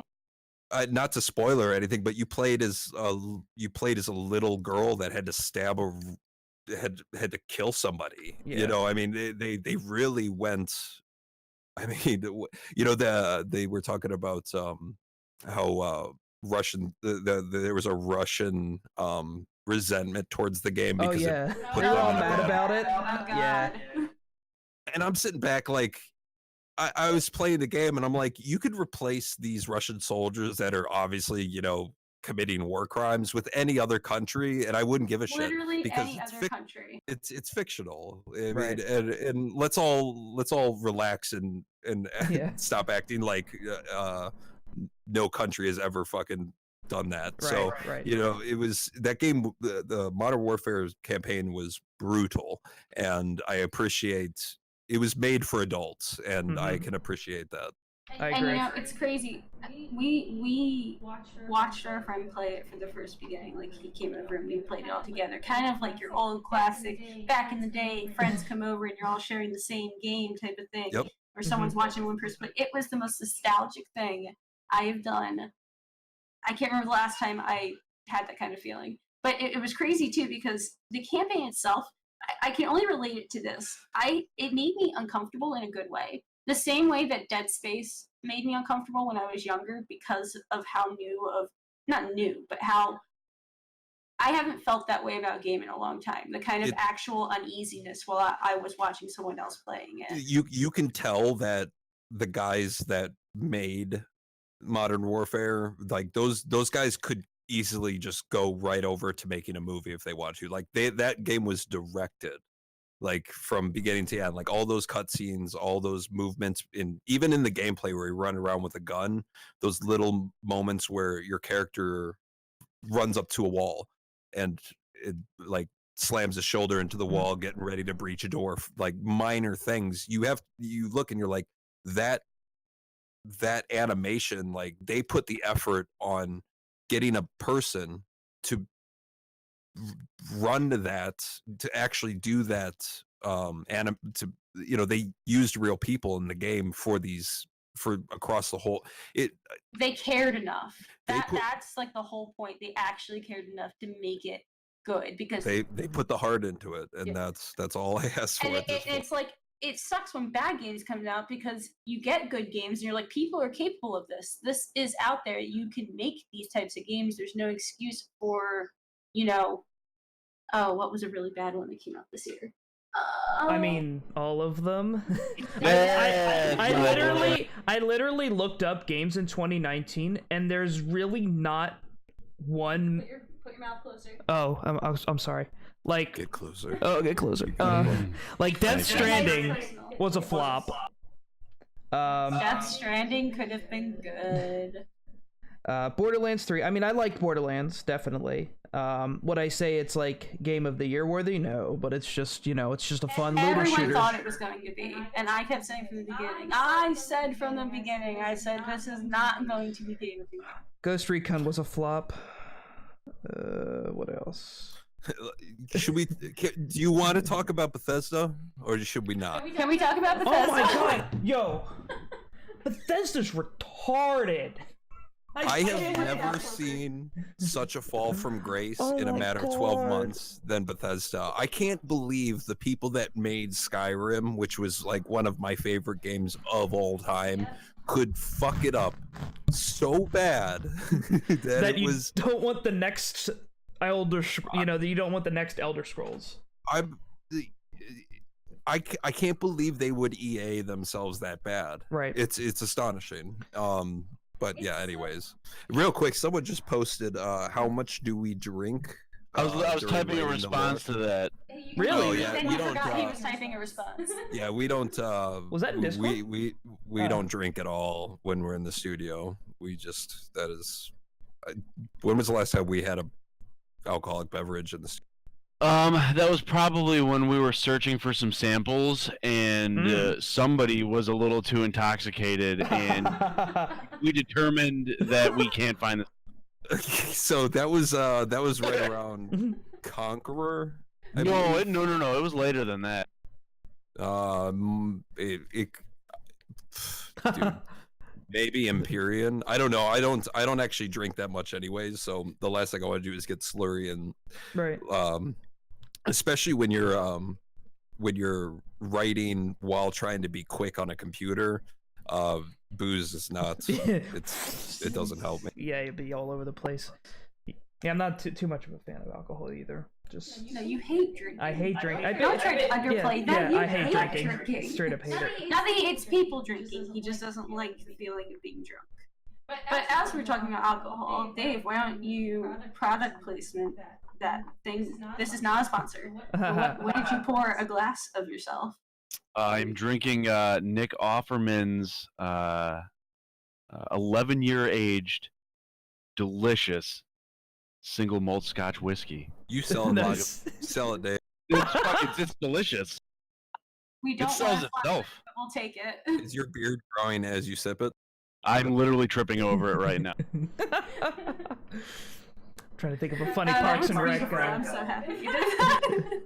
I'm trying to think of a funny Parks and Rec bit where Nick Offerman It says, tastes like sawdust. God, it's been so long since I watched Parks and Rec. I should watch Parks and Rec. That show was so good. So you heard it here first, guys. Game of the Year 2019, according to Joe, is Modern Warfare. Dave, what have you? Is it Don't just ask Diablo me. 3? No. Dave, come on. You've been Welcome quiet. to 2012. Yeah, no. I've been playing. And I can't even think of the fucking name of it now because I'm all on the spot here. I actually went back and played. Shut up. I played Outlast 2. I replayed that because that was super fun for me anyway. And then I've been playing Post-Scriptum as well. What is that? It's squad, but old pew pew. Oh, the World War II Oh, the version World of War II. Squad. Yeah. Oh, you said not Modern Warfare. What's it? World of Warcraft did launch their refurbished. Refurbished. I didn't play one. Was it I just remastered? I have to talk about because so many people I know play World of Warcraft that I didn't. Good for them. We played World of Warcraft back in high school, and We were really Yeah. cool. yeah, that was those are the type of games. Those are the type of games where it's like when you log in as level 1, you just get all these, especially if you've ran the gamut. Those long games when you load it up.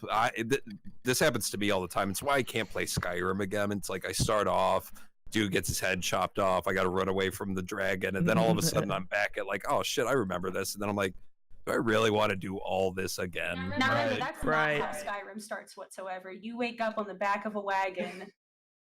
Oh, good. Oh, weary traveler. There you go. Yeah, so it's the World of Warcraft. I couldn't start that. What did I used to play? What was that game called that we downloaded? You were a tiny elf thing. Remember? I bought Tiny that. elf. Fuck. It was. Was it on basically- PC? Yeah, remember we bought the CD for it. Remember each play? It's a white box with a red logo. Guild Wars? Guild Wars. That's what I Love thought Guild of. Wars. Man, I've that not took played way that. too long for Yeah, me to I never recollect. got into that. The modern version of that now is BDO, Black Desert Online. That Korean game. Video's good. Yeah, it was pretty good. Another company that kind of went into the tank of not doing things great. Anyway, Blizzard. Blizzard kind of dropped the ball as well. They're basically repurposing what was it? Overwatch 2. And it basically all your progression is going to carry over, but they're now like Oh wow, this guy plays Overwatch.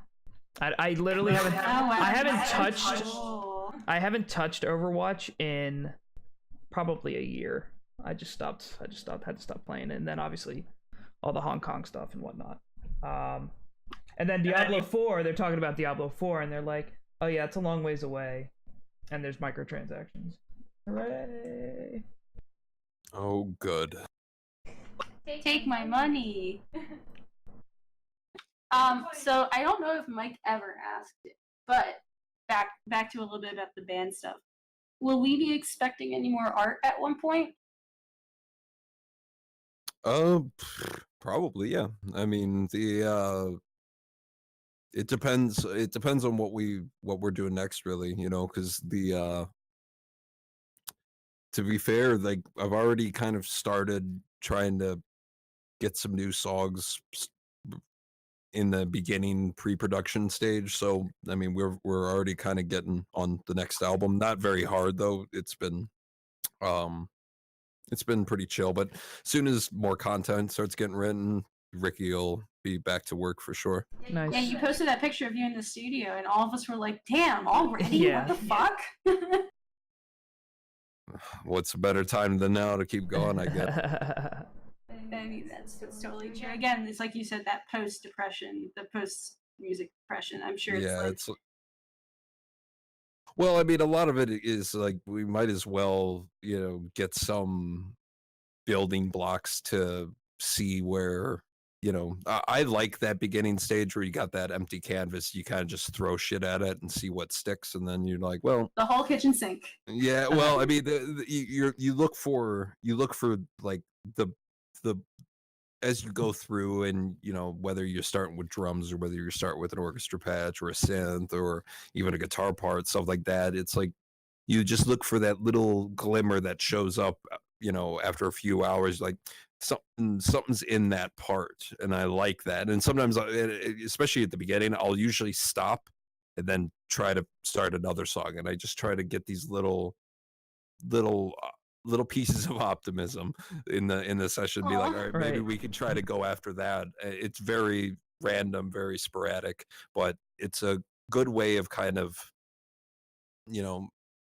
seeing what happens. It's there's like 3 or 4 songs that are, I wouldn't even call them songs, but 3 or 4 sessions for ideas already. But the amount of things that change over the course of a normal Mechina album is like the first few months is usually just a lot of random stuff, and then things start to take shape. Yeah, that's awesome. Do you have a like a formula? I guess not really. It would just be, oh, this is cool, I'll just throw this in and kind of work around it, kind of an idea. Am I cutting out? Close to the mic, buddy. Okay, sorry. I'm sorry. I'm literally, it's off to an angle, so I have to like sit this way. I know, I never have. It's really weird. The like when you do you have like a method or a theory that you follow in terms of writing songs, in terms like, oh, I like this this drum loop, or oh, this pad is really pretty, I want to work around that? Do you have any type of formula, I guess? Pattern? Formula. Not really, no. I mean, it's pure winging it. At the beginning, yeah, for sure. I mean, this comes a lot from, and I mean, Dave can attest to this too. It's nothing like a traditional band where it's like, all right, everybody get in here, or send me your guitar idea, and we'll see what we could work on there, and have all this committee to decision. Oh, could you imagine? Well, we've done it before. And yeah, I know that was something. Yeah, nothing got done. I know. Right. So the idea is like when everything kind of lays on producer's shoulders, you kind of gotta wing it, because well, I mean, you don't have to do it that way. I like to start songs without any preconception of like, I'll Dave could attest to this. I'll be like, all right, this song, we're going to go hard. We're going to go fast. It's going to be brutal. And then it just evolves into not that. And it's not for the worst, but like sometimes your expectations going in. And I always try to slip in, well, if you just blast here for like a minute and a half, we could meet that quota. Yeah. So I don't know. We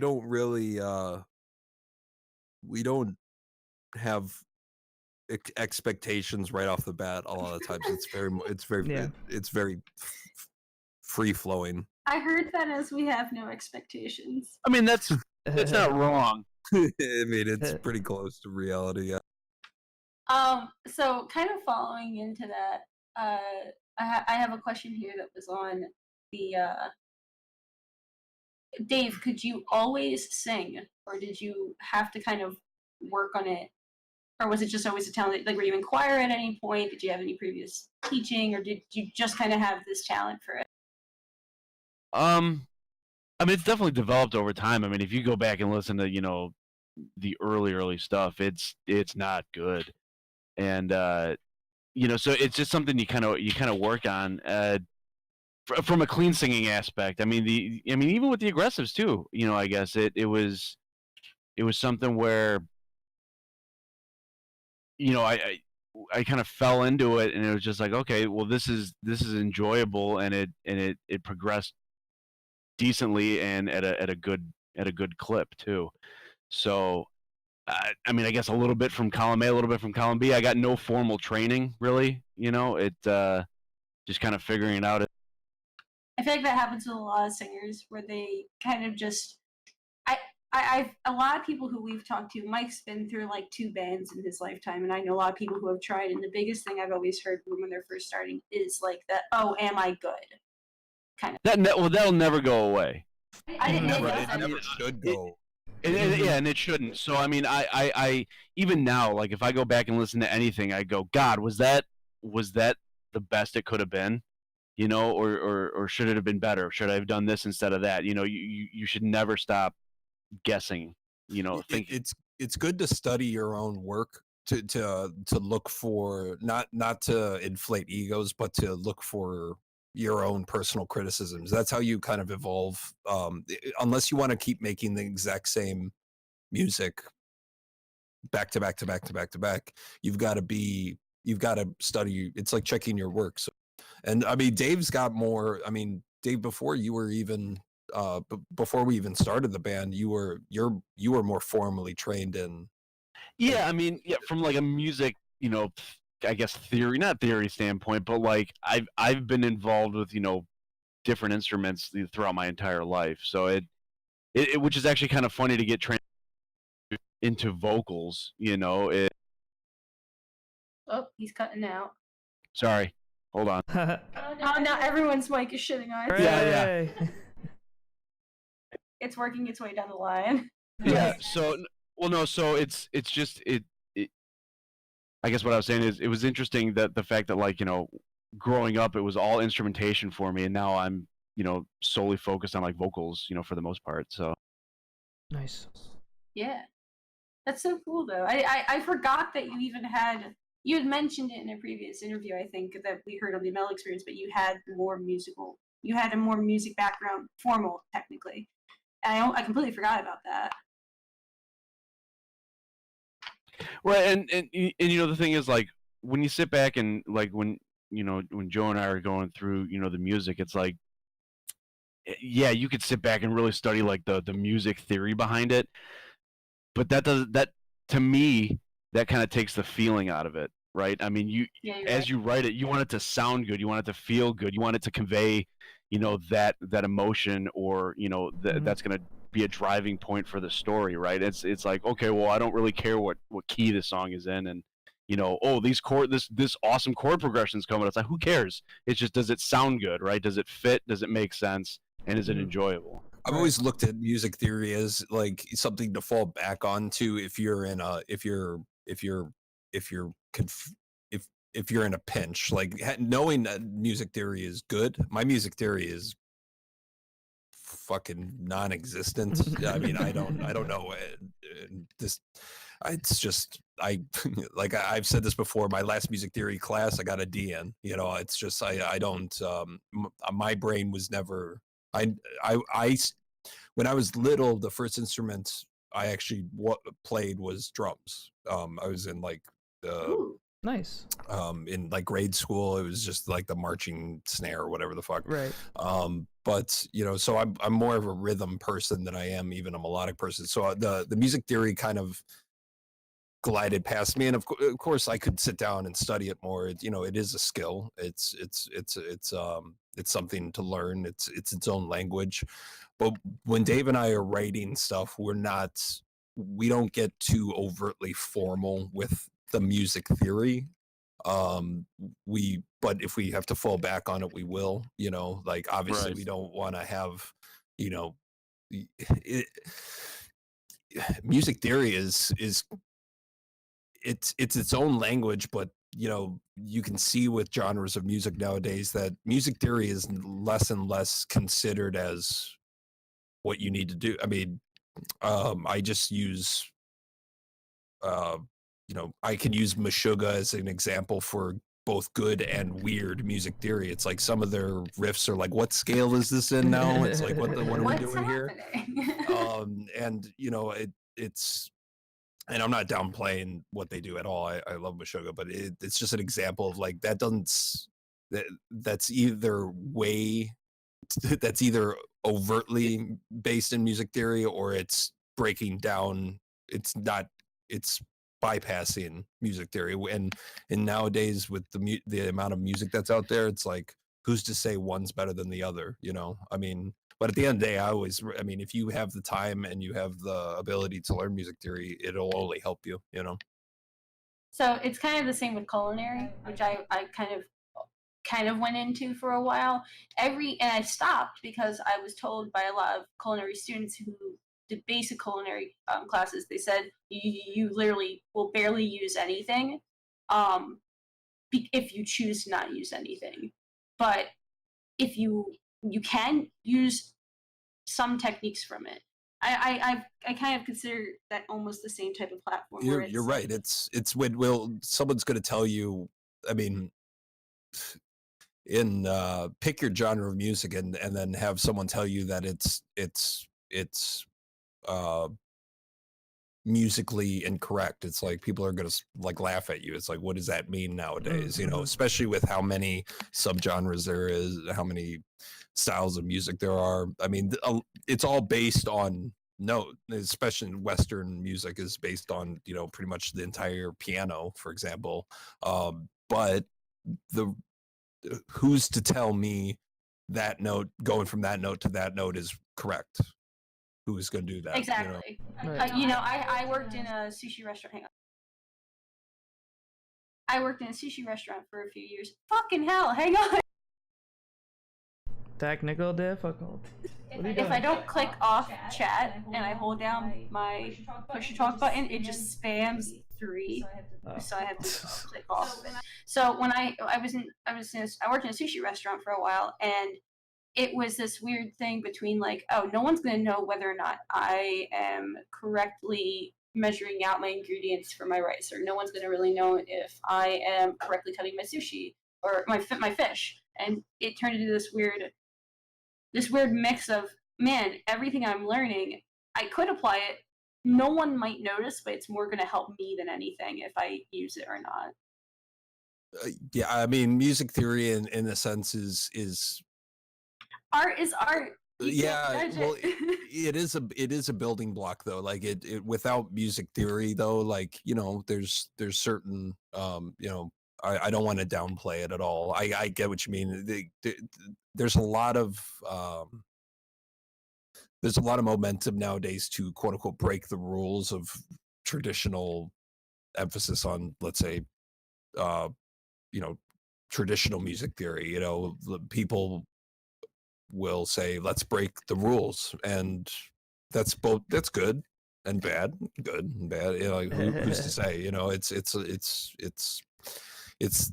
is where it gets very gray, and it's like, how do you which it's art, so I always say it's subjective, you know. What is happening in the Discord? What's going on? Keep binging. How do you guys come up with song titles? Do you actively try finding a word that's hard to pronounce? Yeah, I answered that. That is accurate. 100% accurate. A lot of it has Greek names. We know that. Mm-hmm. Following the Greek. A lot. I mean, it's some of the names are have a translated meaning that could be correlated to maybe what the song's about. You know, I guess you'd have to pick a song name, and you know, like the intro track for Telesterion, the Adamesia is a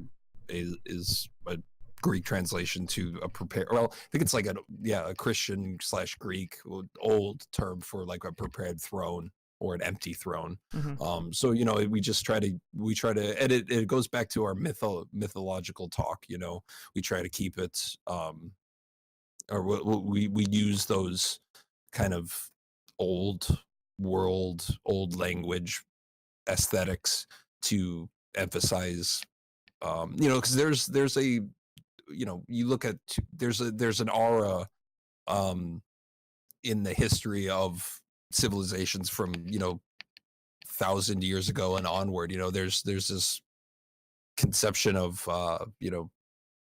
great civilizations and stuff like that. So they have these momentous names and terms that work well with our style, so to speak. I get you. Yeah. Yeah. I'm a huge fan of. No, go ahead. Okay. With how would I word it? Go up to your mic. Oh, sorry. Hi. Put it in your mouth. Hang on. All right. I can't hear you. All right. I'm doing this. Yeah, I mean, with word, especially with kind of going back to like lyrics, finding words that have more meaning, behind it, and of what you're trying to portray is in terms like, oh, I've never heard of that word, let me go look that up, kind of thing. I've had that problem in writing with short stories and stuff like that. I'll write a sentence and then I'll write another sentence that looks, I don't mean for it to sound the exact same way as the last sentence, and I find myself repeating myself and finding like some sort of like, what's the word, color to vocabulary when you're trying to portray like dialogue, which is even harder, because it's easy to say, oh, how are you? And if you say that too many times in dialogue, it comes off as bland. And you have to start creatively trying to figure out different ways that different people would talk in different acts, different tones, and bring it across. Like music, it's a little easier because you hear people, but when you're writing, it's like you have to put that on paper and they have to read it like that, which is even harder. That's fair. Or you could be like Yoda, be like, you are, or like Oh God. Well, Anyone watching The Mandalorian? Oh yeah, anyone got Disney Plus? Mm-mm. No, I haven't yet either. I could give a flying fuck about Star Wars at this point. Ooh, got him. Yeah, the next movie's gonna be interesting. I could, I just don't give a shit. Yeah, they're anymore. making another. Yeah, I think it's the last one. Oh, it's the last Yeah, the Skywalker last movie. one was a long time. This is they're saying this will be the last Skywalker movie, but there is going to be another movie in 2022, I think. And then they're focusing on 2 series on Disney Plus. They're gonna do the Marvel thing. They're gonna drive it as far as they can until no one cares anymore. And you know what? If they want to do that, they can. It's it's art, but right. I mean, like, here, how many times has Spider-Man been casted? Like, oh, that was a whole debacle too. That was a whole mess. Beating a dead horse. Going back to games real quick. I know we played it a little bit. What do you think of Destiny since it's free now? I haven't played it. I kind of wish I played it when it came out, to be honest, because when I did see it pop up for free, I was like, you know what? I've never played any of the Destinies, so I thought let's try it out. And it's been what, 2 years, 3 years that it's been out? I think so. Yeah, sounds about right. 2 years. It's a good game. It's clever. I can, now that I play it, I totally see why Anthem was such a mess. Because you can see the correlations of what they tried to do there. I think I just showed up late to the game with Destiny, so it's not as awe-inspiring as I think it would have been if I played it when it first came out. And they're trying to. You're right, because I didn't either. And I did kind of open it and I played around with it a little bit, and I was like, okay, this is a game. This is cool. Yeah, I mean, it's because we've played together a few times, and I mean, it's a good time. It's a good time. It's I don't know, I'm Y'all so trying to play the forest or what? Oh god. Yeah, let's do it. Yeah. That game is so. Is that the broken? That game is so broken. No, not anymore. No, not anymore. It's fantastic. I remember right before they started to patch everything. Man, that game's been out for so fucking long. It was Oh a my mess when it first came out. It was a hoot, but that is such a fun. Dave is an animal in that game. Dude,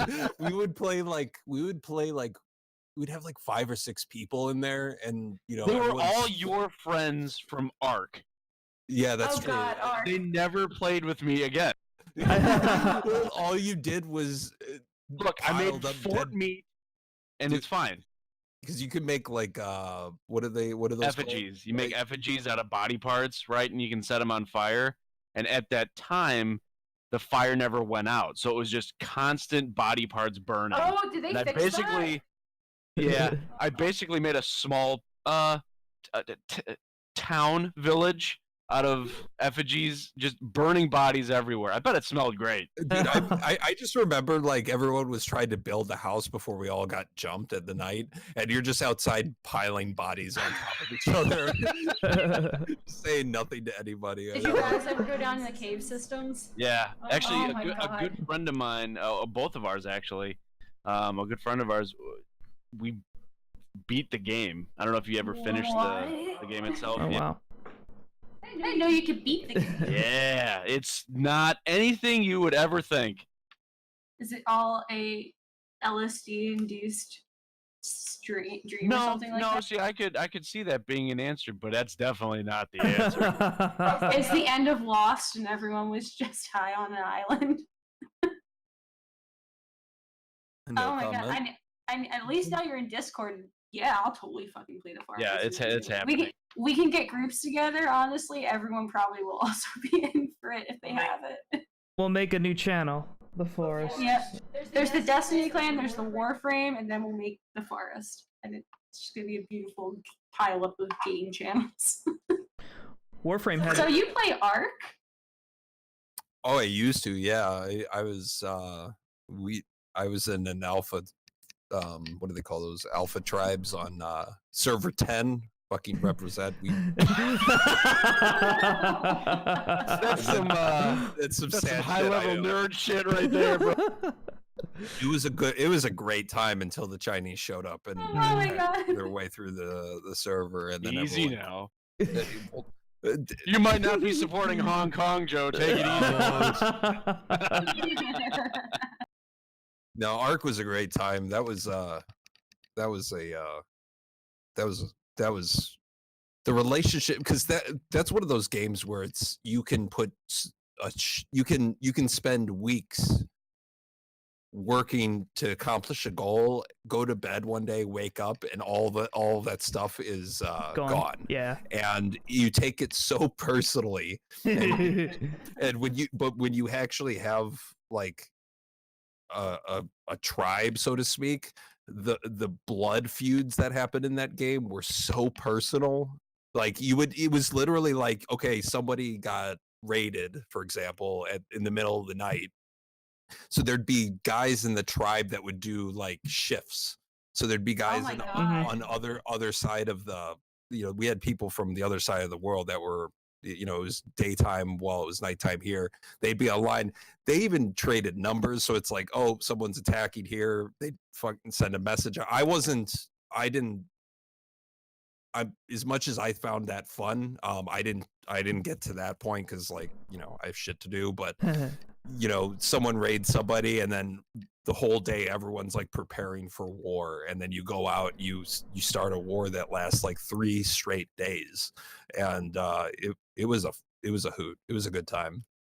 I've never seen people get so angry at each other. But yeah, that it's like another one of those games. It's like I'm not starting that shit. All right, I want to continue this conversation. However, we just got a question. Now I know you guys are a little what would the word be? Touchy with this. I'm not sure. But tyrannical resurrection. let me see. How much of the themes in Ember's Turn to Dust series are a diversion of the themes of Tyrannical Resurrection? I can't help but feel the lyrical lines are almost identical. Well, Tyrannical Resurrection was a remix. It was a remixed and mastered version of our first album, which was Assembly of Tyrants. So, I mean, the lyrics in those in Assembly of Tyrants, I mean, you can see where we're trying to do what our themes. You can see where our theme kind of started. But Assembly of Tyrants, Tyrannical Resurrection have no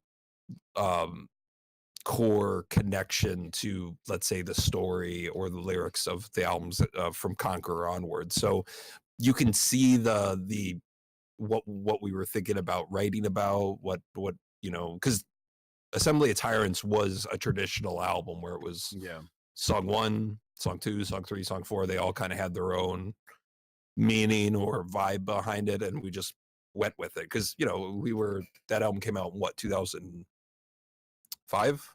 Yeah. So I mean, I was 19 years old when that came out. It's like that's just what we knew. And I don't.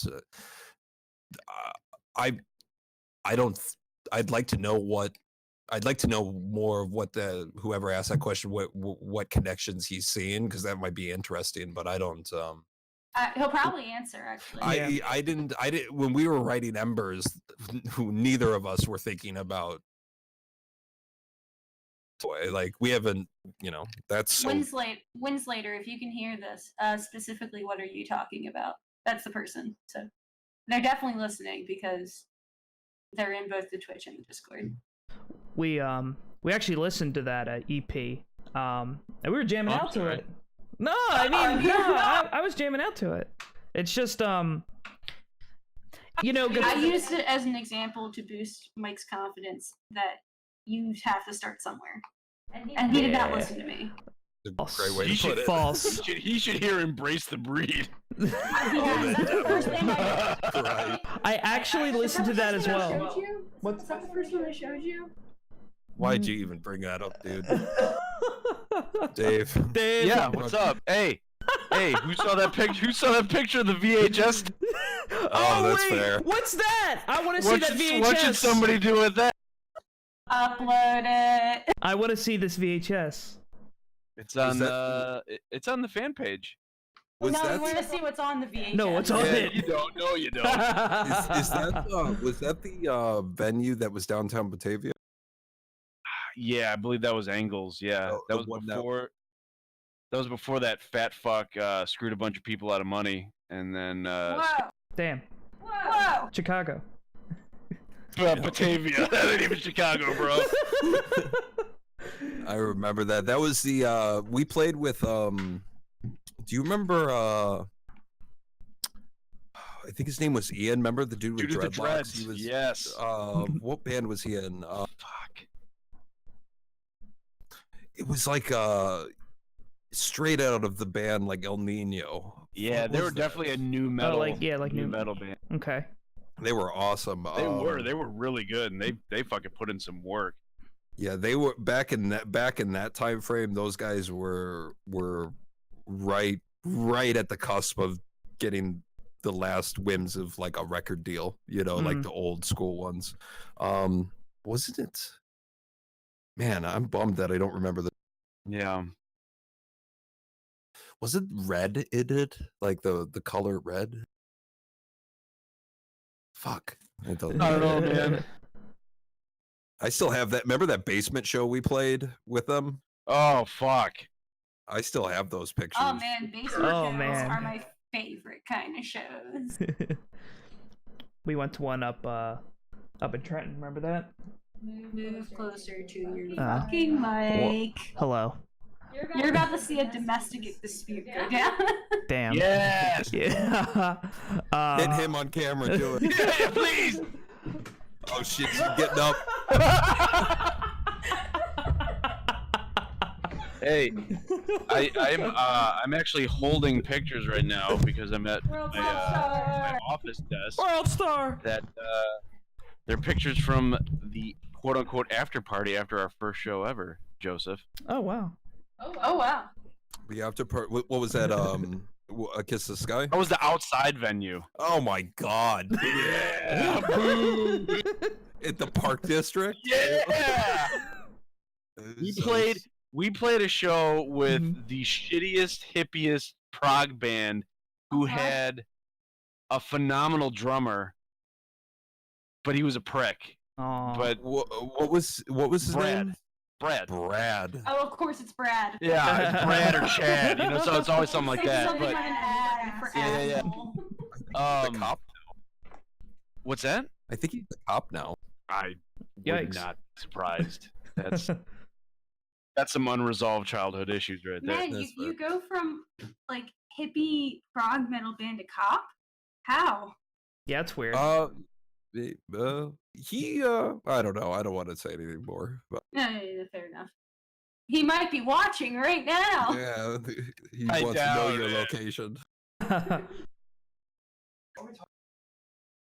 don't fucking know. I beat the shit out of What you. are I we know talking that. about?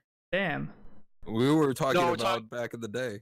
Yeah, well, no, they Oh wait, no. So Winslinator? yeah, so he Winslinator? elaborated. Hang on. So, he meant to talk about the assembly of tyrants, not tyrannical resurrection per se. He says the constant reference to tyrants controlling nations, controlling people's minds, and then one of the tracks is literally called Machine God. And then he said, I also wonder if you guys use.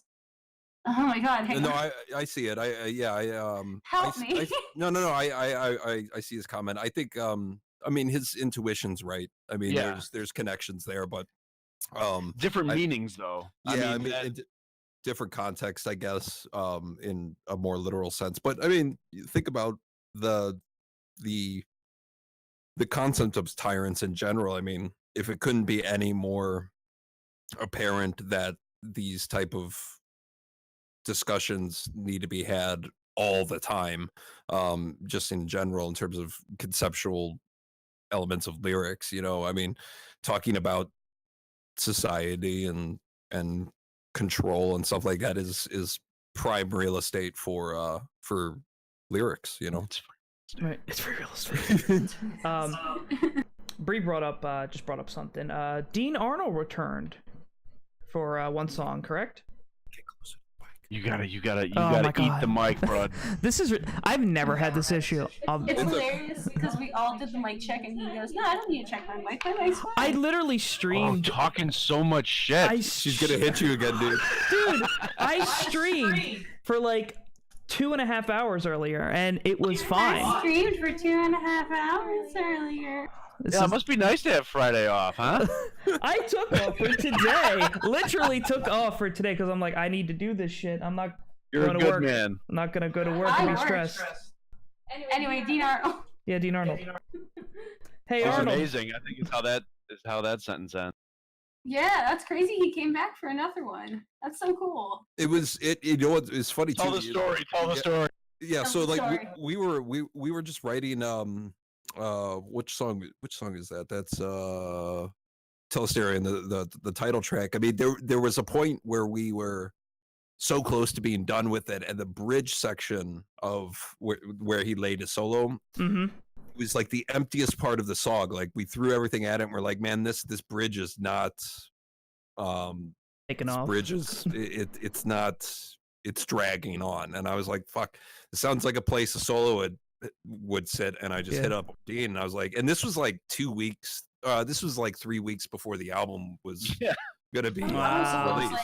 It was like a last minute. Yeah, and I'm like, hey Dean, you want to throw a solo on? He's like, send me the files, and he did it in like 2 weeks. Sent it over. It was perfect. I just dropped it right in the session, and he's nice. that dude is he's got a long future ahead of him with guitars. God, absolutely.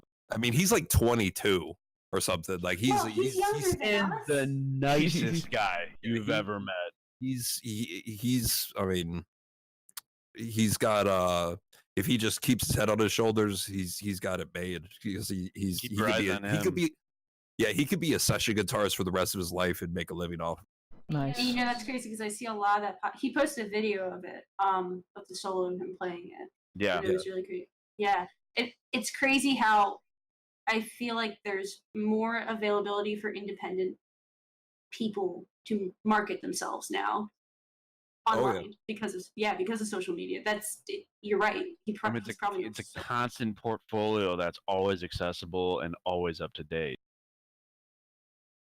It's true. Yeah. In the beginning of the stream, someone said, every time we do one of these, we have to add a person. Oh God. Oh God. Oh man. Next time, starring my cat. Yeah, I'll give. Yeah, him, I'm all for that. I'll give. My cat will be the next person. My cat will do. Sorry, Mel. There's a cat coming first. My guttural. I'll send you tracks of him purring, and you can downtune them, and they'll become gutturals. You know, but there's our next Easter. You send that Easter egg for the next.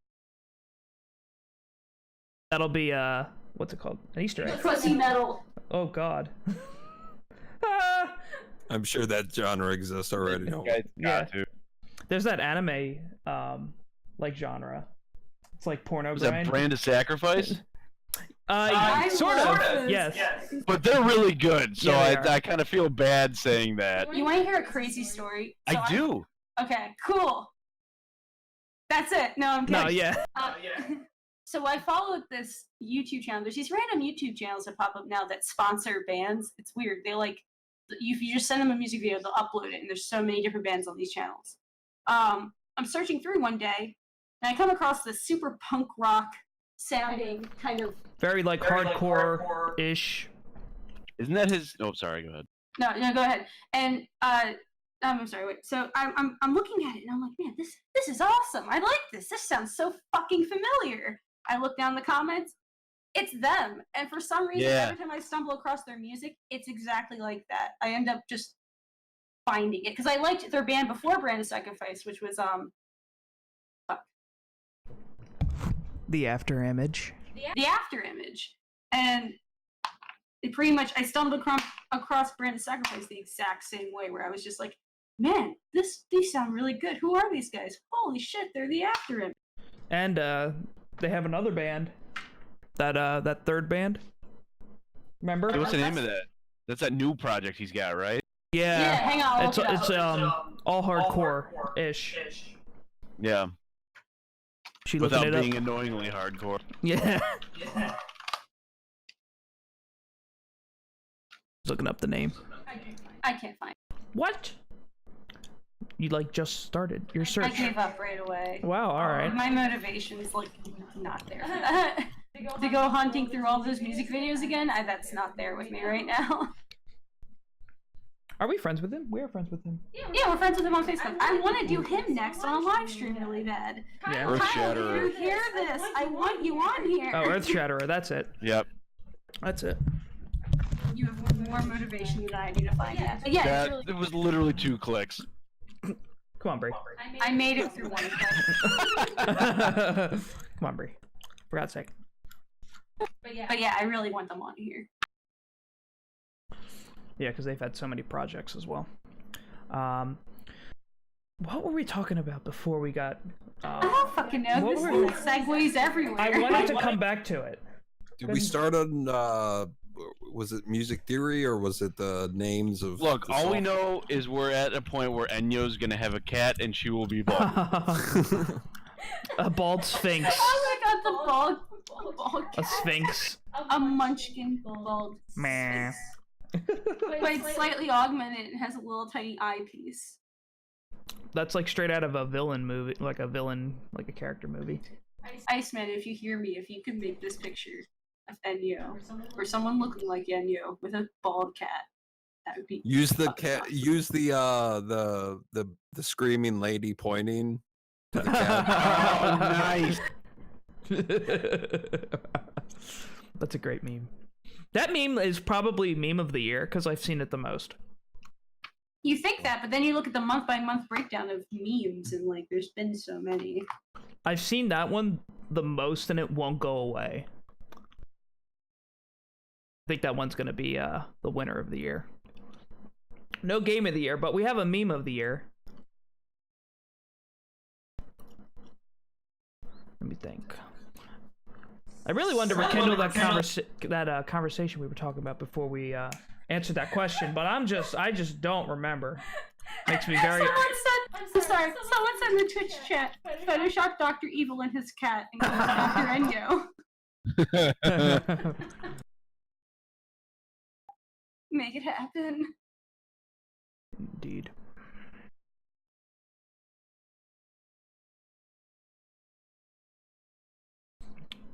Let's see. Is there anything else going on? Has anyone watched The Orville? What? Has anyone watched The Orville? I don't think so. It's very good. Did you guys like Star Trek? I'm just asking. No. There was one movie that I liked. It was another one of the. There were so many of them I couldn't keep up. If you're ever gonna like anything by Star Trek, look into a character called Q. He's the only character who matters. He is not extraterrestrial. He's basically just like a time-hopping being that attaches himself to Picard and becomes very interested, but he's the most snarky prick in the world. And he's just there to get in the way of Picard the whole time. And he's just funny as fuck. Indeed. I just brought up the... Nothing. Oh. Cat. Yeah, Orville's, in terms of just a good, like, kick back and chill sci-fi show. It's basically modern Star Trek, but it's actually the one with Seth MacFarlane, and I was like super gonna judge it because it's Seth MacFarlane, Family Guy. This is gonna be, Oh, I know what you're talking about now. I got you.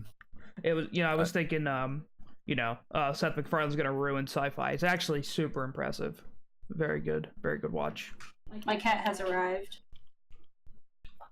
Dr. Enyo is here. He's the fuzziest cat in the world. Imagining him bald is horrifying. We did give him a lion cut though once. Remember that? Meow. Alrighty. Seth's a Trekkie. I feel like we might be coming to an end here. Yeah. Feeling like it. Oh, cat 2. I'm running out of shit. What? Cat 2. Oh, Kobu. Oh, Yeah, cat number 2. I thought you meant like cat 2, like an internet cable. Yeah, man. What year is it? Yeah, you got a cat 2 Ethernet cable. If you want to even call it that. Alright. I think we've touched on every... I think that's the end. Yeah, I think we've touched It everything. becomes the end when we start rambling. The end portion where, we'll ramble for like 15 minutes. Well, I want to take a moment to thank you both for coming tonight. I definitely thank Joe for thank you, Joe, for asking us to do this again, and thank you, Dave, for offering to jump on and be a part of it. Well, thank you guys. You kidding me? Yeah, thank you very much. It's always fun. a good time. Yeah, man. I agree. I had fun. So Mike's gonna play an outro. I am gonna play an outro. If it's not Sledgehammer, I'm going to be severely disappointed. Actually, which one is it? What on the third song? Copyright flagged. Yeah, right. Rip video. Take it down. The end of this video will not be on anything. I was gonna do Homeworld Salient for last song, because the next favorite song was Tyrannus, but I mean we got the single. Oh, you're making a decision to bypass the favorite song? Okay, I will guess we're playing Tyrannus. Wow. Alrighty, boys. Let me pull Thanks it up again, here. guys. Thank you. Of course. Thank you to everyone listening. Yep. Alrighty. Big appreciate it. And then, we'll do it. Do it again? Absolutely. We'll do it live. We'll do it live. Thanks again, guys. Alrighty. See you, everybody.